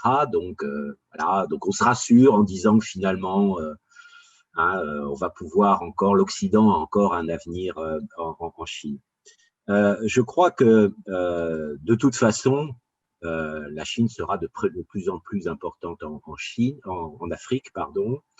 Je crois que la France en a pris conscience depuis un moment et a fait évoluer très vite sa politique en Afrique. Quoi qu'on dise, c'est toujours facile de dire France-Afrique, mais elle a beaucoup changé. Le voyage à venir du président de la République en Afrique du Sud et au Rwanda, je pense, ça va le montrer encore. Je crois que ce qui se passe en Chine suscite 3 remarques. Je vais passer vraiment globalement, mais juste 3 types de questions et de réflexions. La première, c'est que il ne faut pas imaginer qu'à Pékin, Xi Jinping plante des petits drapeaux. Et donc, il y a une politique centralisée en Chine. Vous avez un nombre d'acteurs, que ce soit des entreprises, que ce soit des individus, que ce soit des familles, que ce soit des régions, des régions, régionales. Enfin, voilà, vous avez un nombre d'acteurs absolument considérable. Et donc, ce n'est pas une politique cohérente de conquête de la Chine ou de prise de position en Afrique. C'est quelque chose qui est en grande partie assez spontané. Deuxième élément, c'est que en Chine, en Afrique, on s'intéresse aussi à la Chine. Il y a des Africains qui vont en Chine, il y a des Africains qui apprennent le chinois, il y a maintenant plus d'étudiants africains qui apprennent dans les universités chinoises que dans les universités américaines, par exemple, et européennes, c'est en train de doubler les Européens. Donc, il faut bien comprendre que, comme toujours, les acteurs sont des acteurs qui sont divers. Et troisième chose qu'il faut comprendre, c'est que forcément, ça va changer et justifier et légitimer une politique globale de la Chine. Pour protéger les ressortissants, notamment, on a connu l'évacuation des Chinois de Libye, mais il y a des ressortissants qui se font tuer, des problèmes de sécurité, c'est la même chose dans la route de la soie au Pakistan ou ailleurs. Donc la Chine sera présente, sera concernée par ça, aura intérêt à ce qu'il y ait un minimum de stabilité. Je crois qu'une des choses qu'il faut regarder, c'est ce qui se passe dans les opérations de maintien de la paix. C'est maintenant parmi les membres permanents du Conseil de sécurité les Chinois qui sont les plus nombreux.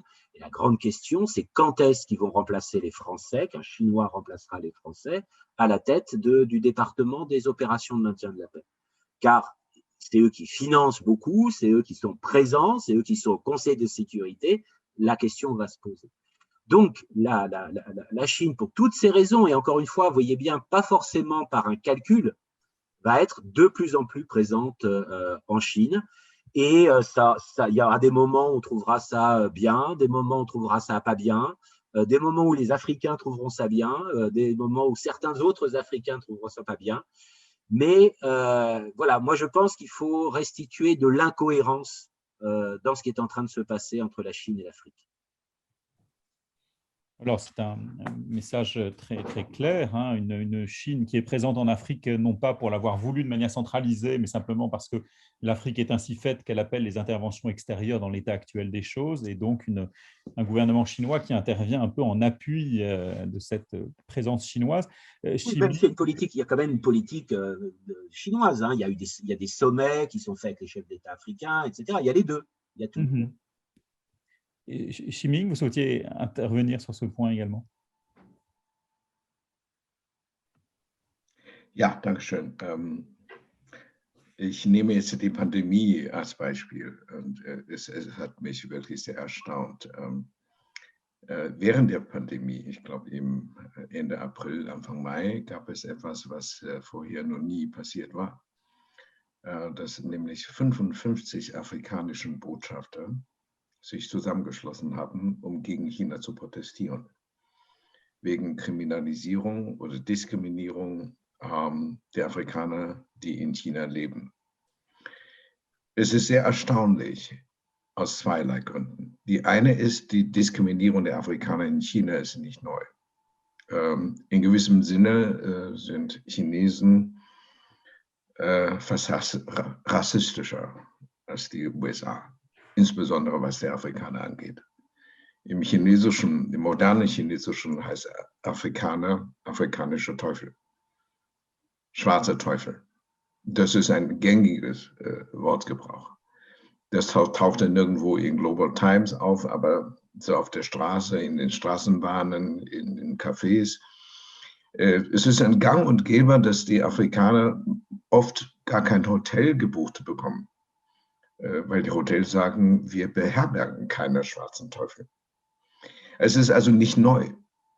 Und die afrikanischen Staaten hatten sich noch nie darauf einigen können, gegen China mit einer Stimme zu protestieren. Warum jetzt gerade? Warum im Jahre 2020, als die Pandemie wütete, zu einem Zeitpunkt, wo die Pandemie in Afrika noch nicht richtig ankam, kam es zu diesem großen Protest. 55 afrikanischen Botschafter, das ist fast der gesamte afrikanische Kontinent. Die afrikanischen Staaten konnten sich noch viel schneller einigen als die EU. Das ist vorher noch nie passiert. Die EU hat insgesamt 27 Mitgliedstaaten und bei dem letzten Sanktionsbeschluss hatte sich Ungarn noch der Stimme enthalten. Was also, das wäre mein zweiter Punkt, treibte die afrikanischen Staaten, die afrikanischen Politiker zusammen, gegen China zu protestieren? Und das war nicht eine Aktion nur spontan gegen die Diskriminierung. Denn diese Botschafter gingen nicht nur in das chinesische Außenministerium, sie reichen auch ein gesamtgezeichnetes Protestnote bei den Vereinten Nationen ein, bei der Afrikanischen Union. Es ist also ein wohl konzipiertes, kontinentales Verhalten, das es vorher noch nie gegeben hat. Es muss etwas Substanzielles passiert sein in Afrika, auch in der afrikanischen Politik gegenüber China. Und sehr schnell wurde klar, was diese afrikanischen Regierungen wirklich wollten. Sie wollten diese Pandemie instrumentalisieren, um die chinesische Regierung dazu zu zwingen, ihre Schulden zu erlassen oder zumindest maßgeblich zu reduzieren. Und tatsächlich ist das bisher auch passiert. Sprich, auch geopolitisch ist Afrika aufgewacht. Es ist nicht mehr nur so, dass einzelne afrikanische Staaten nur chinesische Gelder haben wollen, von wem auch immer. Sie verstehen schon, und sie verstehen immer besser, dass jetzt der Zeitpunkt kommt, wenn Afrikaner zusammenschließen in dem einen oder dem anderen Punkte, da können sie bei den Chinesen auch etwas erreichen. Das wäre meine erste grundsätzliche Anmerkung auch zu der Frage aus dem Publikum Afrika-Politik. Die zweite ist One Belt One Road in Afrika. Wenn wir registrieren, welche Projekte bisher aufgekündigt wurden, von wem, ist es erstaunlich. 2 Projekte von Tansania, 2 Projekte von Kenia, 3 Projekte von Nigeria, 1 Projekt von Ägypten, 2 Projekte von Südafrika, 1 Projekt von Namibia und jetzt steht Sambia kurz davor, die chinesischen Lizenz auf ihre Kupferminen zu limitieren. Was ist denn da los? Ziehen die chinesischen Gelder nicht mehr? Wirken sie nicht mehr, wie sie vorher gewirkt haben? Warum wollten auf einmal die afrikanischen Politiker, die alle wirklich durstig nach chinesischen Geldern sind, jetzt auf einmal diese harsche Gestik, Symbolik aufsetzen? Was wollen sie den Chinesen sagen? Also komm nächstes Mal mit einem viel besseren Angebot. Ja? Wir sind nicht die billigsten Abnehmer von euren Gütern, von ihrer Service, von ihren Geldern. Wenn ihr nicht wolltet, okay, ihr könnt auch zu Hause bleiben. Vielleicht ist es nicht so weit, aber die ersten Schritte schon getan. Noch etwas. Die Entschädigungsansprüche, die weltweit gegen die chinesische Regierung in ihrer Haftungsfrage in der Pandemie, die größten Ansprüche wurden gemeldet, sowohl in den USA wie auch in Indien und jetzt in Ägypten, in Nigeria. In Ägypten waren es 3 Kanzleien, Rechtsanwaltskanzleien, die sich zusammengeschlossen haben und eine Ziffer genannt haben, die sie von der chinesischen Regierung haben wollen. Jetzt müssen wir wirklich uns warm anziehen. 20 Billionen Dollar. Es ist ungefähr so viel wie die indische Ansprüche, etwas weniger als die afrikanische. Und in Nigeria ist sogar die Staatsanwalt eingeschaltet worden. Diesmal war es nicht mehr nur die Anwaltskanzleien. Diesmal ist es ein staatliches Organ, die jetzt solche Anklagen vorbereitet. Also wir müssen wirklich wahrnehmen, dass Afrika in einem Politikfindungsprozess sich befindet gegenüber China. Niemand kann voraussehen, wie sich das weiterentwickelt, aber eines steht sicher. Es ist nicht nur, dass die chinesische Präsenz für immer da sein wird. Es ist nicht nur, dass die Afrikaner sagen, ja, wir mögen chinesischen Güter, weil sie billig sind. Die Antworten werden vielschichtiger, ambivalenter, manchmal harscher. Écoutez, les 3 derniers adjectifs que vous avez utilisés à plusieurs couches, vielschichtiger, ambiguïté, nuance, tout ça, je crois, résume fort bien le discours qui a été celui de cette table ronde dans ces 2 heures que nous avons atteint. Je crois qu'il est temps, il y a encore bien quelques questions, mais de clore notre réunion de ce soir. Je crois que nous en avons tiré quelques assurances, l'importance de ce regard, non pas suspicieux, mais en tout cas attentif qu'il faut jeter sur la Chine dans le monde actuel. Et en même temps, eh bien, il est sorti de cette multiple vision, à la fois française, allemande, un peu chinoise aussi, l'idée que tout cela est bien complexe, et c'est heureux, et que l'Union européenne n'est peut-être pas si désunie et si faible que l'on veut parfois le croire de l'intérieur même de celle-ci, et que par ailleurs, la Chine n'est pas toujours aussi puissante et aussi monolithique que le regard que l'on jette sur ce voisin puissant semble le montrer.